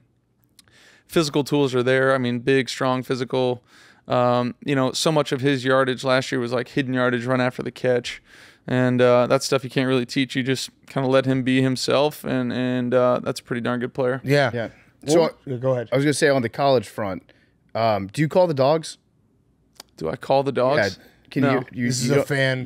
like a disconnect. Georgia where thing? They call in all the dogs. They start barking at people. Oh, yeah. No, I'm not like a, yeah. You know what? I actually get wildly uncomfortable when people like bark at me or be like, I'll be walking down the street like, go dogs. And I'm like, yeah. I don't ever give them the go dogs back. It just doesn't sit right with me. I don't know why. It's definitely a player-fan disconnect. Because I agree. We'll see like videos on flights, like going across the country to a Georgia, like a road game or a bowl game. And there'll be guys just like jam-packed on Southwest Airlines, just barking at the pilot when he gets on. He's like, what the fuck? Go dog. I mean, screaming at me, and I'm like, guys, thanks. You gotta start barking back. Yeah, I need just to. a little bark. I know, I need to. My wife's from Georgia, so like, I gotta make her proud. What was your favorite game at Georgia and your least favorite game? Favorite game at Georgia, probably two. We had the blackout versus Auburn my sophomore year, which was the first time we ever wore a black jersey, which was sweet. We had a great game. Keelan Johnson, I believe, with a pick on the first play, which was awesome. And then Sugar Bowl that year in Hawaii against Hawaii was really cool. Felt like we should have been in the national championship game there that year. We kind of got jumped because we didn't go to the SEC championship, but went to New Orleans, had a good time in New Orleans, and beat up on Hawaii. So that was a good one. Least favorite game, probably at Kentucky, my freshman year. Got my helmet ripped off on a QB run on third down. Kept running. Smashed in the forehead, nose cut, the whole thing. So, and we lost. So I had the loss and just a mauled face for a couple weeks, which is a tough one. It probably looked pretty sweet though when it happened. Yeah, I mean, I don't remember it that way, but as a fan, you probably thought it was sweet. Yeah, because I've seen you seem to take a less physical approach to the game sometimes. I've seen you out in space as like a lead blocker on a reverse. Oh yeah, your blocking it's something to watch. Yeah, it is. Kind of get in the way, but then also kind of get out of the way. While nowadays, I'm just talking to the defenders. Hey man, easy up, don't hit me. I'm just trying to get out of the way safely. Yeah, but earlier in my career, I mean, I liked the physical part of the game a little bit more than I do now. There's no question. But, in the that game against Detroit, they beat you up pretty good. Yeah, you got knocked around a little bit. Yeah. Do you get mad in the games, like when you have that adrenaline surge, like you did? Your rookie year, what we talked about. Like, are you mad? Are you mad that they're hitting you like that? No, it kind of fires me up a little bit. Like there's only two ways for you to go react as a player, right? Like you're gonna either like wilt and go sit on the sideline and be intimidated by getting hit, or you gotta charge yourself up and be like, keep bringing it. And I think one of the early third downs of the game, I threw one to Demarcus Robinson and smashed my hand on the helmet and got hit, and It hurt like hell, but the only thing I knew how to do was just act like it didn't and, scream back at those dudes and get myself fired up. That's grit. How far can you throw the ball still? Still? Oh, man, I don't know. And maybe what was your peak? I don't do it much anymore. In high school, we went to that Elite 11 camp. I threw 178. That was like the longest I ever tried and threw it, I read a story that you went to the Manning Passing Academy. When you were on the Manning cast, maybe they told the story that Eli and Peyton were like, we don't want to throw after Stafford when you were like 17 years old because you were just like hucking it everywhere. Yeah, back in the day, the arm was live. It was live back in the day. Taking a couple of hits, hurt a couple of things here and there, but no, I can still get it out there a little bit. I couldn't even tell you, to be honest with you. It's probably starts with a 6 instead of a 7 like it used to, but it's probably a high 6 number. That's still. Do guys not like catching your balls? Like when they come over from a different team, are they like, this guy, it hurts? Used to be that way. Used to be when I was young and I didn't really know what I was looking at. Everything was coming out as hard as I could, and I was trying to hurt people with it. Now I'm trying to help them catch it, which is better for the completion percentage. People don't give Matt Stafford enough credit for your arm. Yeah, well, I don't know. It's whatever it is still anymore, but back in the day I could throw it around a little bit. Yeah. Did you ever play baseball? I did. Were you on anyone's team? No. Just kind of like you've got a live arm. It was a one-man show. Did you have the best arm on your team? No. Oh. No. Who did? That's crazy. Jake Felt. No, I just picked another teammate. Jake, love Shout you, out man. Jake. He's love just Jake, in man. his He's office sitting in his right office now. like, fuck yeah. You know what? That's exactly what we needed. Another guy to talk about. Yeah. A guy that nobody talks about. Jake Felt. I'll tell you what. He was 8th grade. This guy was shaving in the 8th grade. Yeah. He was an unbelievable stud. We'd go to tournaments. He was winning MVP, hitting bombs. Hell yes. Launching it. Forget that. Matt Stafford and Jake Felt. Jake Felt. Best it never was. Jake Felt. I don't understand how people don't know that. Yeah. But fun fact about Jake Felt, 5 touchdowns in the state championship game, Texas high school record. Wow. Damn. Jake Felt legend. Jake Felt legend. Yeah, and he caught, who threw those? 0 throws. Oh, so How wait. about that? What? Yeah. They were playing a lot of 2 deep show. We were handing it off, coach. Take what they Jake give you. Felt was just running with it? Running with it. Caught a pass from a receiver on a double reverse pass to a receiver. Won 59-0. It was kind of like a... Jerry's World? No, back in the day, Tyler Rose Stadium. Jake Felt. Jake Felt was a problem. We're going to just start saying that. Like, who is the best to come out of Highland Park? Like, Jake That Felt. Felt guy. You ever heard Jake Felt? Yeah. He's going to be fired up. Good for you, man. Deep cut. Good for you, man. Who's going to...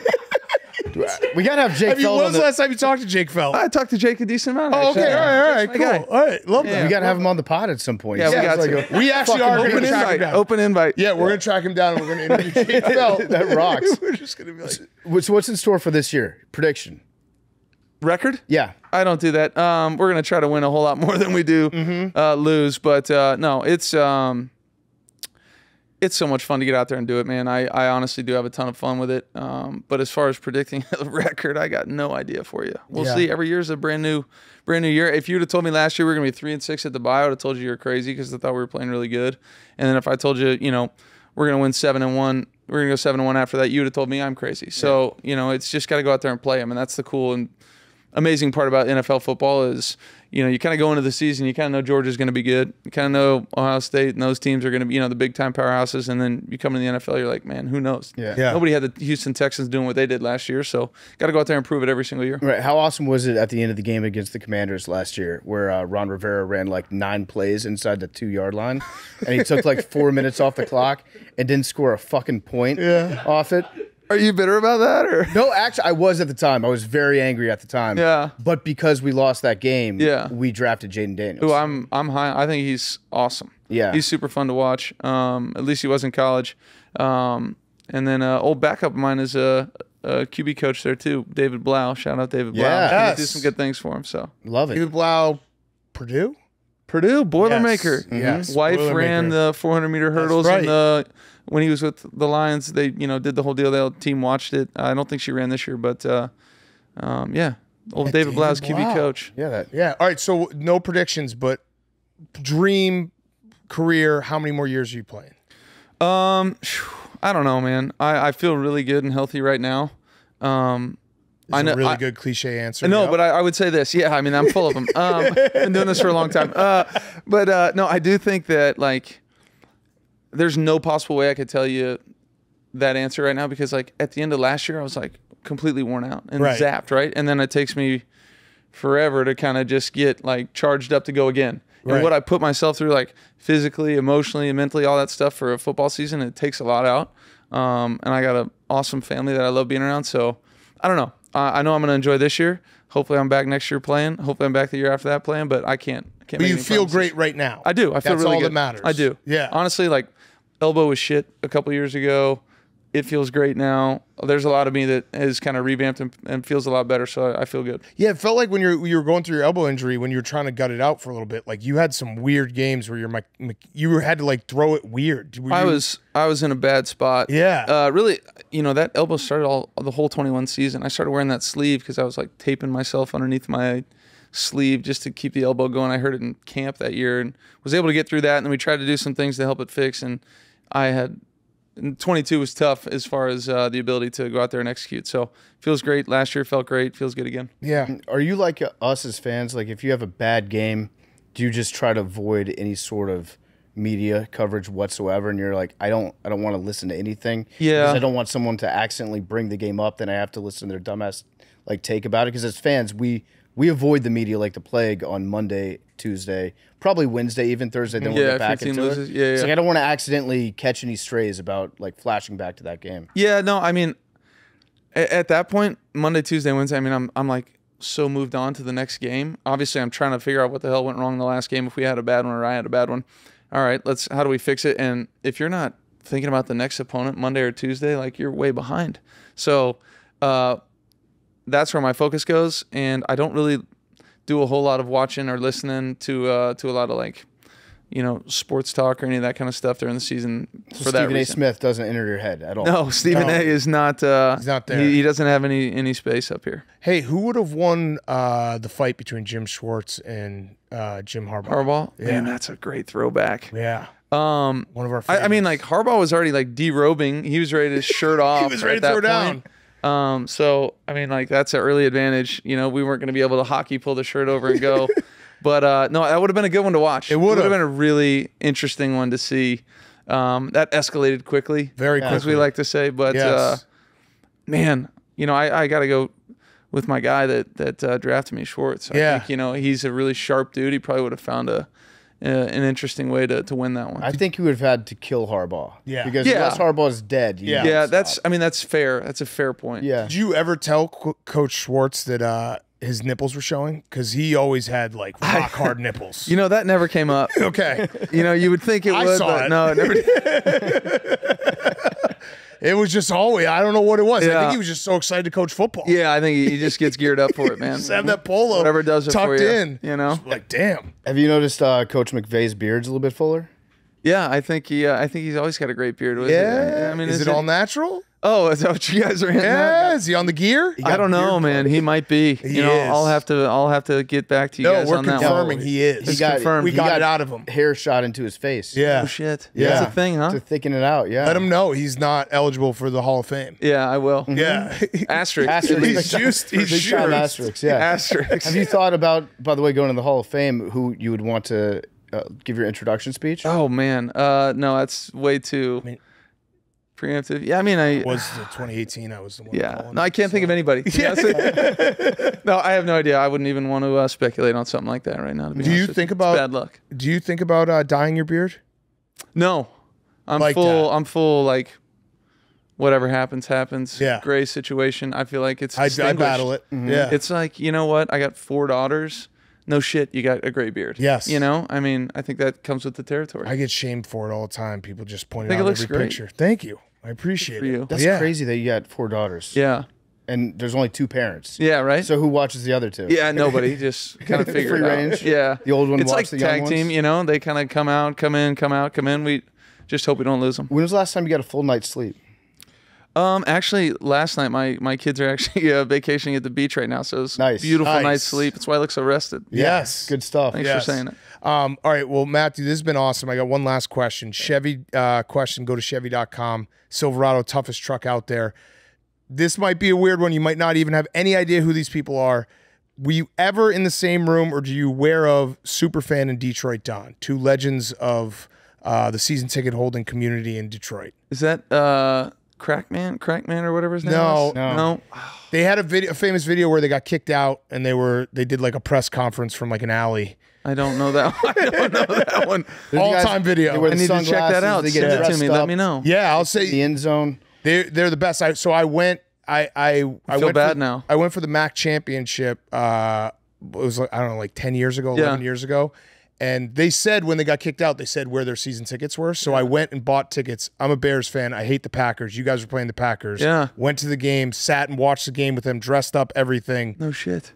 It was the Aaron Rodgers Hail Mary game. That was a tough game. Right in their face. They were sitting there telling me that they were. I don't remember what your guys' record was at the time. We had just won the Thursday night game before that, or the Thanksgiving day before that. I think we missed the playoffs that year by 1 game. Yeah, because they were doing the math. They're like, once we win this game, we're gonna win the next one, and then boom, right in their face. That one hurt. Phantom face mask. Yep, that's what Aaron Rodgers. He gets away with that shit. Yeah, well, you know what? He should be in jail. It was a nice toss. Yeah. It was a nice toss. I think we were in a tough defense. I think we had Ziggy Ansah guarding the sideline at that point, which didn't make. Yeah, probably not sense. the most sense. But Not yeah, the move. Detroit Don super fan. They're big fans. Appreciate you guys. They're what like the crazy Detroit fans are. We had super fan on the show when the Lions made it to the playoffs just to get his reaction, and he said that there was a woman who sat next to him named Sprinkles who said, what's that, 2017? She's like, I'm never coming to another game until they make it to the playoffs. Oh, shit. And then they saw her at the playoff game. She showed up. True to her word. Yeah. What a lady, Sprinkles. Yeah. You know? I think she dressed like a clown. Yeah, they thought she had died. Yeah. And they were like, what? Sprinkles Sprinkles alive. Yeah, so they brought her back to life. Yeah. That's incredible. Yes. Good for them. Yeah. But Matthew, thank you so much. Best of luck this year. Appreciate it. Future Hall of Famer. Future you. giver of Amex points to me. Yes. Former teammate of Jake Felt. Jake Jake Felt. The legend, yeah. And Tony Legendary. Scheffler, our guy. And we'll watch Jersey Jerry because, again, Appreciate it. That's- I need a little oversight there. the minute you see that name, I don't even know what that conversation is like. I don't If your wanna wife know. was like, hey, I talked to this guy, Jersey Jerry. I'll ask. That's, yeah, we got to shut that down. Perfect. I like that. Sounds Thanks, good. man. Thanks for having me on, guys. Appreciate it. Yep.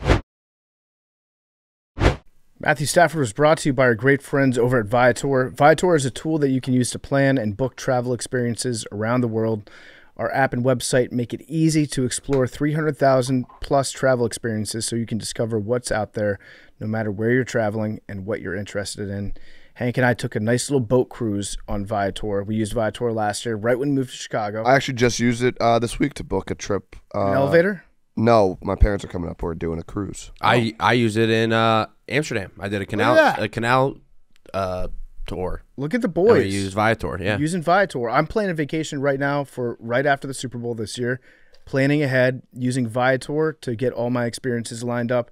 No matter where you're going, you can use Viator. It'll have something that you're interested in. Viator helps you plan the perfect travel experiences for you. You know what's awesome about vacations?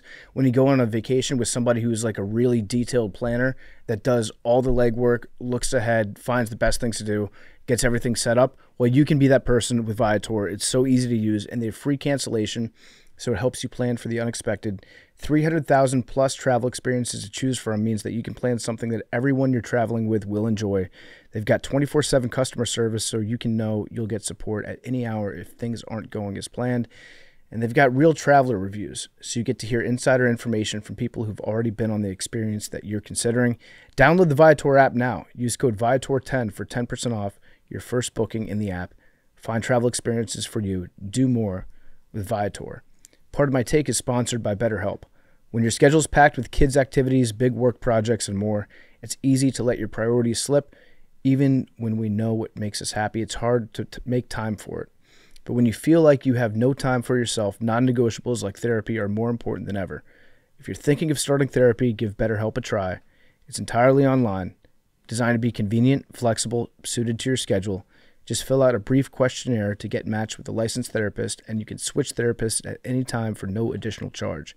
Never skip therapy day with BetterHelp. Visit BetterHelp.com/PMT today to get 10% off your first month. That's BetterHelp, HELP.com/PMT. Okay, time for Mount Rushmore. Before we do that, we did promise that we would tell the Huey story after the Matthew Stafford interview. Huey, obviously big Lions fan. He went up to Matthew Stafford and he said, not, hey, Matthew Stafford, I'm a huge Lions fan, or thank you for being the quarterback on my favorite team. He went up to Matthew Stafford and he said, hey, Matthew Stafford, you're the first person I ever saw get drafted. I still don't really understand what that means. And then we asked you, and he's like, well, I was 9. It was the first draft I watched. Yeah. Yeah, that makes sense to me. Yeah. So you don't remember any players ever getting drafted. You don't remember Calvin Johnson? How old were you? I didn't watch it live. He literally just saying physically he remembers. Yeah. He didn't watch the draft before. Where were you? Where were you when Matthew Stafford got drafted? On the couch. Yeah, nice. First one. First player I ever remember getting drafted. Yeah. Now, did you watch the draft the year after? Yeah. Was it Sue? Sue and the. No. I don't know. Oh yeah. Was it? I thought it was the Sam Bradford draft. Yeah, it might have been. Yeah. That sounds right. Yeah. So yeah, I do. That's what got me into the draft. I got super into all the drafts and got me into football. But like the first season I ever watched was the 0-16 season. Okay. So I watched every game. So the draft was your biggest game. Yeah. Okay, that makes more sense. And then like I kind of didn't know how the draft worked, and then like the week of the draft I kind of figured it out, and I was like, oh, okay. We're up first. And then at the first pick, yes. Not a snake. Yeah, but like that'd be sick if it was. It would be. I assumed like Stafford was going to be like a god, like day one, like all right, we're set, like he's the guy, and so that was weird when I had to deal with all that. But Huey, who was your favorite person to watch get drafted? Oh, it was Ndamukong Suh. Yeah, it wasn't the year after. Yeah, because you knew what you were ready for that draft. Ready. Yeah, you were a draft vet. Yeah, I've been through it before. At that point, I was so excited for that guy. I mean, Stafford's face when you said that, he was just like, "What?" He didn't, but he laughed. He was like, "Oh, okay, yeah, all right." I never heard that one before. He probably has so many Lions fans that have gone up to him in his career, right? And never once has somebody said that to him. You were the first person I saw get drafted. Like that's impressive. Yeah, that's impressive. Yeah, like, that's true. He's not going to forget that one. No, he definitely will not. I love that because you're going up to one of your athletic heroes and being like, let me tell you about when I saw you on TV one time. Yeah. It meant a lot to me to see you on my television. Yeah. Dude, get your name called. I was getting emotional in the corner when you guys started to talk about the playoff game. Yeah. And him getting his ass kicked in Detroit. Like that was It was very cool, nice. Like hearing both him and Sean McVay. Obviously he's different with Stafford because of the time that he spent there, but how much they loved that stadium and that environment. Yeah. How cool they thought it was. Yeah. And Stafford was, I mean, we've been trying to get Stafford on forever, and it did not disappoint. Just a fucking great dude. Yeah, he's the man. Awesome dude. Had a lot of fun talking to him. Hope everyone enjoyed the interview. Okay. Mount Rushmore time. So, what is the score? Do we have it? I can pull it up. Pull it up. I'm in first. Slight little bit of controversy, maybe? No, there's no controversy, really. Hank broke the rules. Mm-hmm. Yellow really set this thing off. Feels like we're back into Mount Rushmore season. Yeah, I saw a lot of pictures of yellow cheese. Thanks to everyone for having my back. Agreed. What? Wait. Yellow cheese. That wasn't what you said. Sorry. Yeah. No, you saw no pictures of yellow pepper jack cheese. Wait, Hank, all the pictures that people were sending you and me and Big Cat and Max, you thought that those were yellow pictures of pepper? They were sending that to you. Yellowish. Get ready to get yellow. tortured, buddy. Get ready to get tortured. What do you mean? Just this. Why? I don't think you're equipped. Your brain's equipped right now. Oh, I'm ready to go. Okay. So you cheated. This one. Yeah, but you cheated. I have the scores, by the way. Okay, give us the scores. I mean, I came in dead last. It didn't matter. But you still cheated. No, I didn't. I did not. You did cheat. The rule is you're not supposed to tip your picks beforehand. The first tweet I saw from you on Friday morning was Coldplay Yellow. That was a coincidence. You also had a picture of SpongeBob. These are your rules, by the way. SpongeBob and Pikachu. And you created together. That was after you guys were You created these rules. flipping out. Yeah, Hank, you retweeted. I created the rules. I didn't break them. You retweeted the Mount Rushmore, and you're not allowed to do that. I do that every fucking show. You know, you can't retweet the poll and say vote for team. No, 2. you don't. You don't retweet. It's very the different. Mount Yes, I Rushmore. do. You broke the rules on Mount Rushmore season, which we hold very near and dear. And that's what you do. You've shown it time and time again that you break the rules. You don't care about the integrity of Mount Rushmore season. How about -1 point? Him and PFT tied. I think that's fair. No. Tied for last? Hank, when I broke the rules last year, you actually broke the rules. What was the punishment that you had?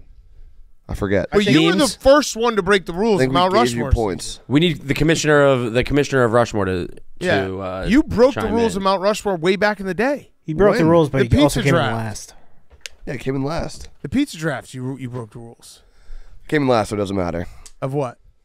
This yellow. Yeah, but this is a pattern. That's what we're saying. There's a pattern. Not a pattern. Flagrantly disrespecting Mount Rushmore season and the integrity which you did of in the operation. pizza draft. Got it.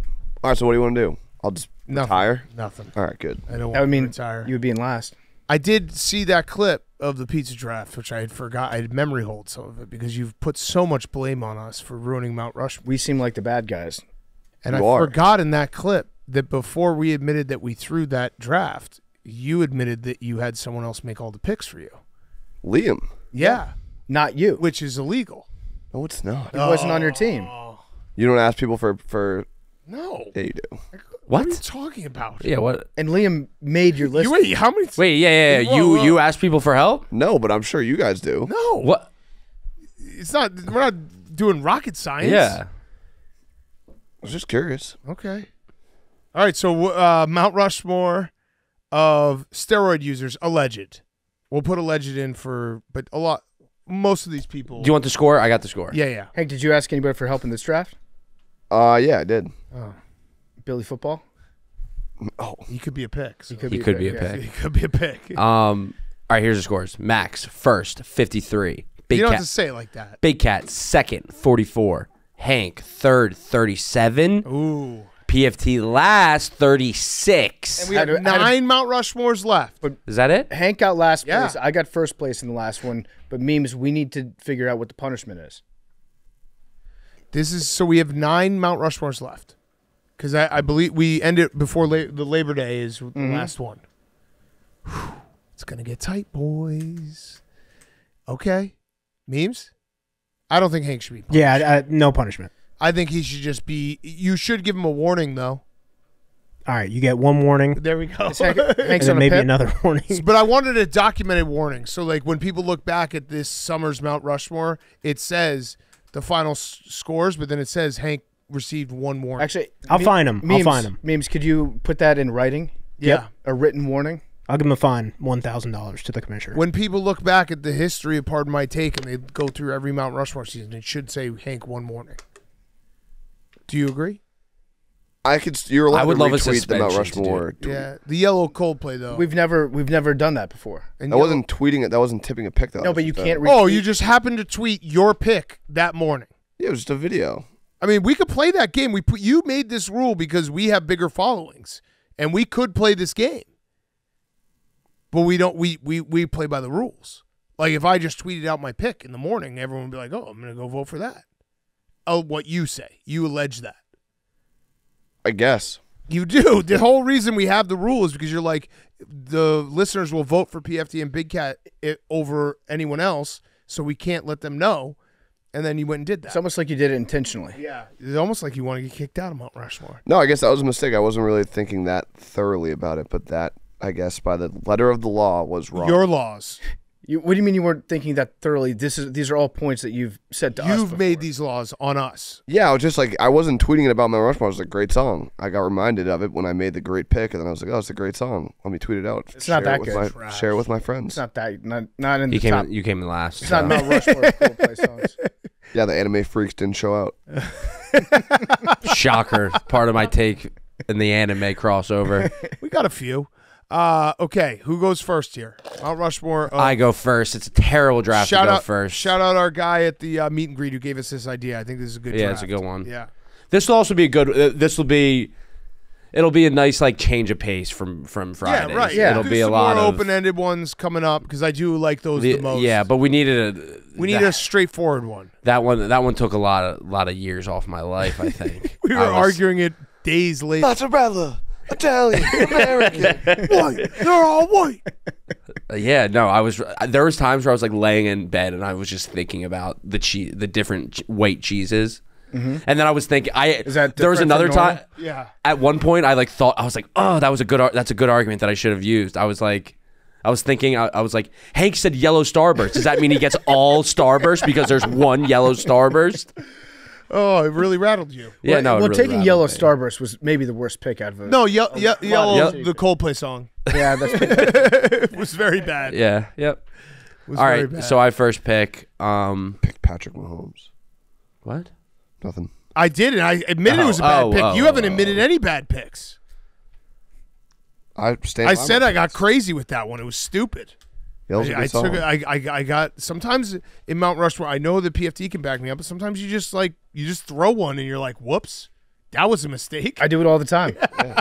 Probably should. It just happens where you just say it out loud and they're like, "Fuck, I wish I had that back." Probably shouldn't have said ice cream sandwich in the sandwich draft. Yeah, right. It's a delicious sandwich, but it was a bad pick. But it happens every Mt Rushmore season where it's just like you just lose your mind in the middle of a draft. Someone makes a good pick, you panic. Patrick Mahomes gets picked. I should have said meatball and pizza. Yeah, you should have. Yeah.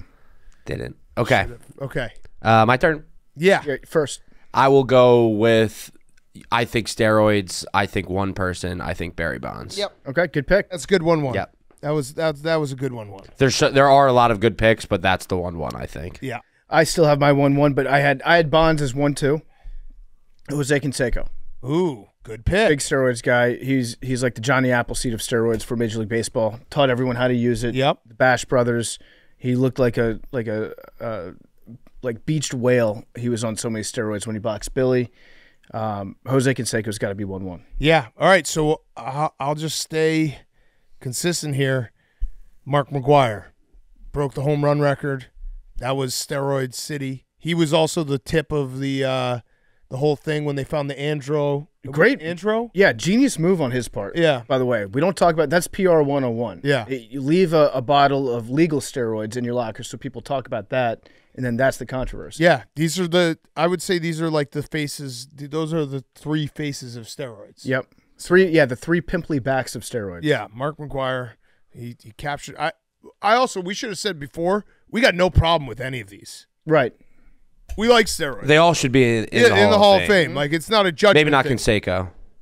No, his numbers probably aren't there. Yeah. And he lost to Billy Football. And that's taken out. That's the number one thing of why he shouldn't be in the Hall of Fame. But yeah, Mark McGwire, Barry Bonds, they should be in the Hall of Fame. All right, Hank. I'm going to go with Lance Armstrong. Good pick. And then I will go. Tough. See, four is such a good spot. It is. 4's a good song. You get bangers back to back. But then things are going to be pretty thin. You get there's a wall. Like one's a tough spot for this draft. Mm-hmm. Yeah. Brian Cushing. Ooh. Okay.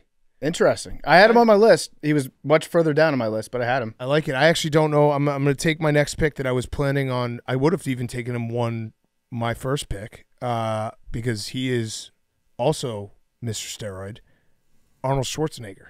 Yeah. I thought about him at 1-1. I mean, he actually also, the way he talks about steroids is very funny. He's like, it was prescribed by a doctor.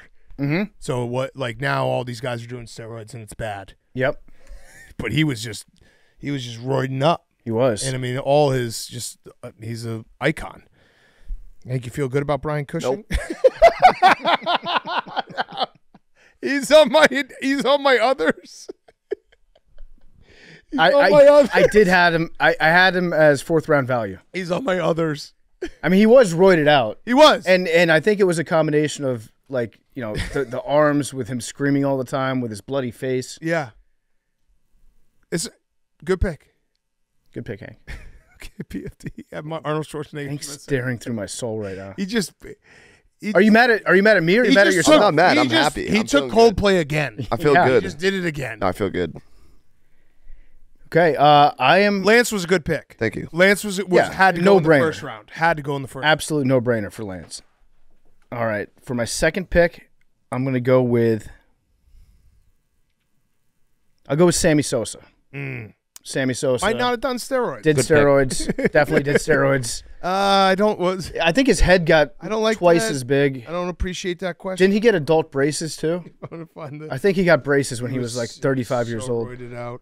Hold on, I'm going to find that clip from this year when Luke and Ellis asked him if he finally is ready to talk about like his steroid use. And he just didn't talk, right? No, he hold on, this is what he said. This is like I say, this is not a question that I expected from you. Okay, that's not a guy who did steroids. Yeah.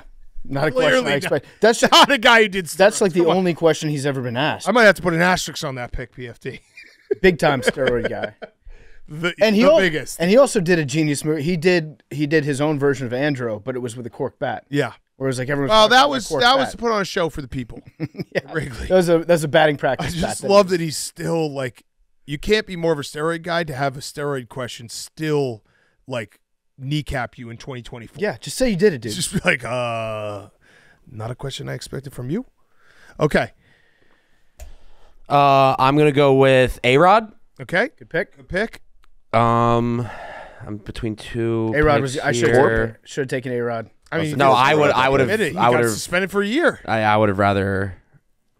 Well, you have another pick. I know. Steroid. Oh, you're saying you would have rather taken Sammy? I think I would have rather had Sammy. I'll trade Sam. You want trade? Can we do trades? I mean, no. There's we have no the trades. We have the most passive. We're basically our commissioner is Bud Selig. He's just like, I'm not looking at what you guys are doing. All right, no trade. No trade. Okay. This one's tough. Between two guys. I'll go Roger Clemens. Good pick. Hey. Roger Clemens. Good pick. Yep. Okay. My favorite roid rage moment from Roger Clemens was when he threw that bat at Mike Piazza. Yeah. And then he yelled at him, I thought it was the ball afterwards. Yeah, that was his excuse. he's the other guy is probably a better player, but Clemens is more of a steroid guy in my mind. I mean, he just got so angry. He's such a steroid guy. Yeah. He got so angry. Okay, PFT. I'm going to go with Vince McMahon. Had him on my list. Yep, I had him on my list. Yep. Vince. And he also did the Bud Selig where he just let everybody else use steroids. Yeah, he didn't care. He just was so fucking roided out that when he, like the Attitude Era, it was crazy. Yep. Crazy. Okay. I'll go with someone different. Some may say best in the world, best ever. John Jones. Yeah, I had him on my list. John Jones. The only thing about him is he did so many other drugs. Yeah, he did, but he did do steroids. He did steroids also. Yes, yeah. yes. He's a lot of guys. Yeah, he's everything. He tried it all. Okay, Hank. Okay, I have two. Yes. There's a big one there. There's a big one. Yeah. Is there? Yeah. Really big one. Is big in his name. Yep. You would never pick him. But you could maybe save your draft.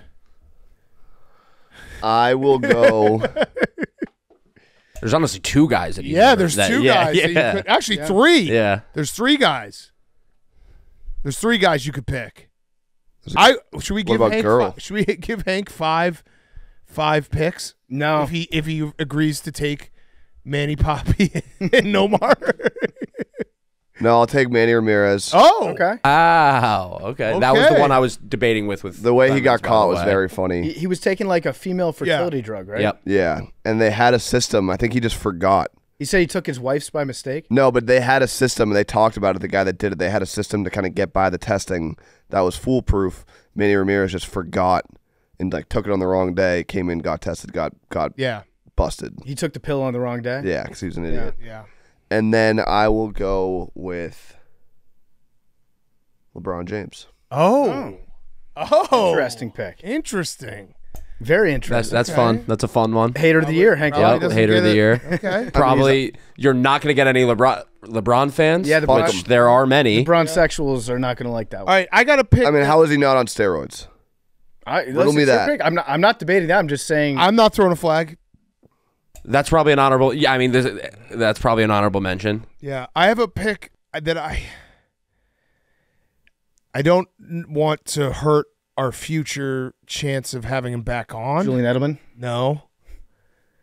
I know where you're going, and I would take this. Yeah. I will take this if you don't. All right, fine. I will. Peyton Manning's wife. Yep, that was my fourth pick. I had him. That was my fourth pick. All alleged. I had Peyton Manning's wife. That was going to be that. Yeah. I almost took it 1-1 to be honest. I know. I thought about it 1-1. That was going to be my last pick. Yeah. Yep. Good pick. Thank you. Yeah, I would have done it. Makes me feel better that everyone else would have done it. Yep. People forget. Alleged. Yep. But yeah, that was a hilarious story. Very funny. And we're not saying Peyton did it. No, his wife. His wife is a steroid guy. His wife was coming back from a very bad neck injury. Yep. Wanted to win a Super Bowl. Wanted to win a second one. Okay. It's my last pick. Yeah. I'm going to take Secretariat. I knew you were going to. Secretariat. Some would say the greatest athlete of all time. Yeah. But its heart was like 3 times too big. We've documented that tirelessly on this show. Secretariat definitely on steroids. Randy Moss, white Randy Moss, agreed. Chances are very, very high that Secretariat was doing steroids. Yes. Dirty horse. That's why Flightline's the GOAT. Yep. Flightline is the GOAT. Okay, Max, your last pick. I really wanted Peyton Manning's wife. That's upsetting to me. Oh, wow. Clip that. There is another wife, but you already know who. You could get the couple. Oh, no. Roger Clemens' wife. No, I don't need that. That was not as famous of a story. Although there was the picture shoot. There's a by the pool. Yeah, there's a big one out there. I mean, I'll just go with Big Papi, but I don't know what you were thinking. I was thinking Tiger Woods. Ooh. Did he? I mean, there you could make the argument. Yeah. Maria. I just went all baseball, which I hate, but whatever. Yeah. All right. So Hank, let's play a game where we'll do honorable mentions. Tell us which ones you wouldn't take over Brian Cushing. Okay. Okay. All right. Jared Carrabis. Terrible pick. Okay. Billy Football. You'd rather have. Nah. Yeah. Liver King. Liver King's a good one I thought about. Taylor Lewan. Nah. None of these pop. Okay. No one knows these people. Hulk Hogan. I had Hulk Hogan. I thought about it. Yeah. Decent. But I'd still rather have Brian Cushing. What about Dr. Dre? Didn't even know he was on steroids. What about, I actually think when I think football steroids, Bill Romanowski. You're old. Okay. Oh, yeah, that's right. He had a suitcase. I thought about he broke the fucking face. He broke his teammate's face. Last. It's Stallone. I had Ivan Drago. If we want fictional. Yeah, but like it's not. There's nothing wrong with wrestlers or actors taking steroids. Oh, we're not saying there's anything wrong with anyone taking steroids. No, I know, but it's like it's. What about the Boz? Would you take when you think steroids, you think of rule breakers, not just like guys that get jacked. Would you take the Boz over Brian Cushing? I don't know. Tony Mandrick. Nope. You don't think of Schwarzenegger when you think of steroids? Oh, I definitely do. No, I think he's just jacked. Okay. Joe Rogan? I'm going to come. Joe Rogan was another one that I thought about. Would you take Joe Rogan over? Bert Kreischer? Nope. Tom Segura? I like Brian Cushing's a good pick. Like when you No, I don't. I think when you see the name Brian Cushing, legally, you instantly think steroids. Busta Rhymes. Is he on steroids? Yeah, he's fucking swole now. CT. You sound like CT's a good one. Yeah, CT is a good one. Also, what's his name? Wes.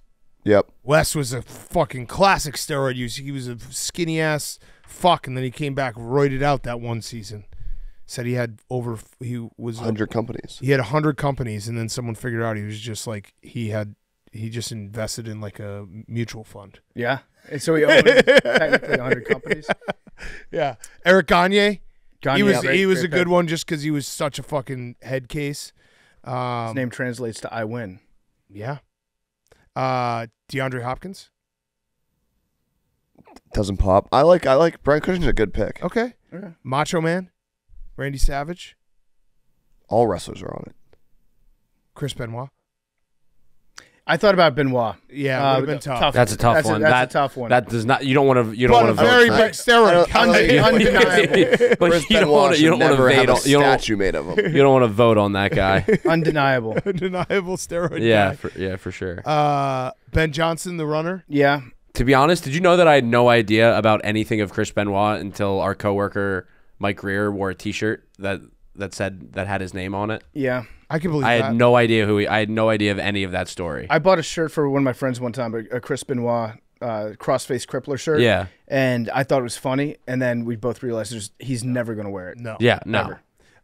One of my personal favorites, Ryan Braun, because Aaron Rodgers said he bet a year's salary that Ryan Braun was clean. Yep. That was That's awesome. a good one. That's good. Great. They owned a restaurant together. Rafael Palmeiro. Yeah. It's just because he testified in front of Congress and he pointed his finger and he said, "Let me be very clear." Yep. And then it turns out they did it. Brady Anderson is another one that wouldn't play on the graphic, but one of my favorites because he hit like 210 home runs and 50 in 1 year. Yeah. And it was literally like 18, 18, 18, 50. 18. It's just he played 15 years and a quarter of his home runs came in 1 year. Yep. Jules. I had Jules on my list. Yeah. Yeah, Jules is on my list too. I didn't want to. I'm not going to say the person I was about to say. What are you going to say? Because it's speculative. Who? It's a recurring guest on the show. Very nice guy. Oh, no. Very, very nice Text guy. it to me. Jerry? I'll text it to you. Jerry is on the worst steroids of all time if he's on steroids. Yeah. Jimmy Garoppolo. I forgot Jimmy G just got yeah. busted for using PEDs. Yeah. Those were some really bad PEDs. Yeah. The Blake? No. No, come on. Brooks? No. He would never do that. I'm trying to think who else I have on my list. Yeah, most of my names are all like I didn't have many. Oh yeah. Who is it? Nah, he didn't do it. He probably didn't do it. I'm so confused. Carl Lewis, was he? Carl Lewis. Carl Everett. Carl Lewis won 3 gold medals. Dinosaur. I think he won the 100-meter dash 3 Olympics in a row. And then got adult braces. That'd be 12 years, and then he got the adult. No one can win the Olympics 3 years in a row in the 100-meter dash. Adult braces. Wait, didn't Bolt do it? Probably, but he's a freak. Tom Fornelli. Yes, Tom. Yeah, Fornelli he does them. Does steroids For sure does them. Have you seen his balls? Like Tic Tacs. Good list though. I feel good about it. You Very feel good about it. Who are your 4 again, Hank? Lance Armstrong. Good pick. Brian Cushing. Great pick. Manny Ramirez. LeBron. I mean, It's a good list. Hank is for sure going to tweet out like a video of Brian Cushing like bashing his skull tomorrow morning. Or just like I've been warned. Starbucks cup. Is this for chicks? Yeah. All right, good Mount Rushmore. Good show, boys. We'll do an open-ended one on Wednesday. Yeah. Get back to the open-ended ones. Tweet us any open-ended Mount Rushmores you want us to do. Those are the fun ones. This was a good one, though. Spicy. This was a good one. Good one to get back on track. All right. Good show, boys. Numbers. Hey, Max, have you ever gotten the lottery ball machine? I've got the numbers. 20. 17. 56. 3. 8. 42. 99 Pug. 21.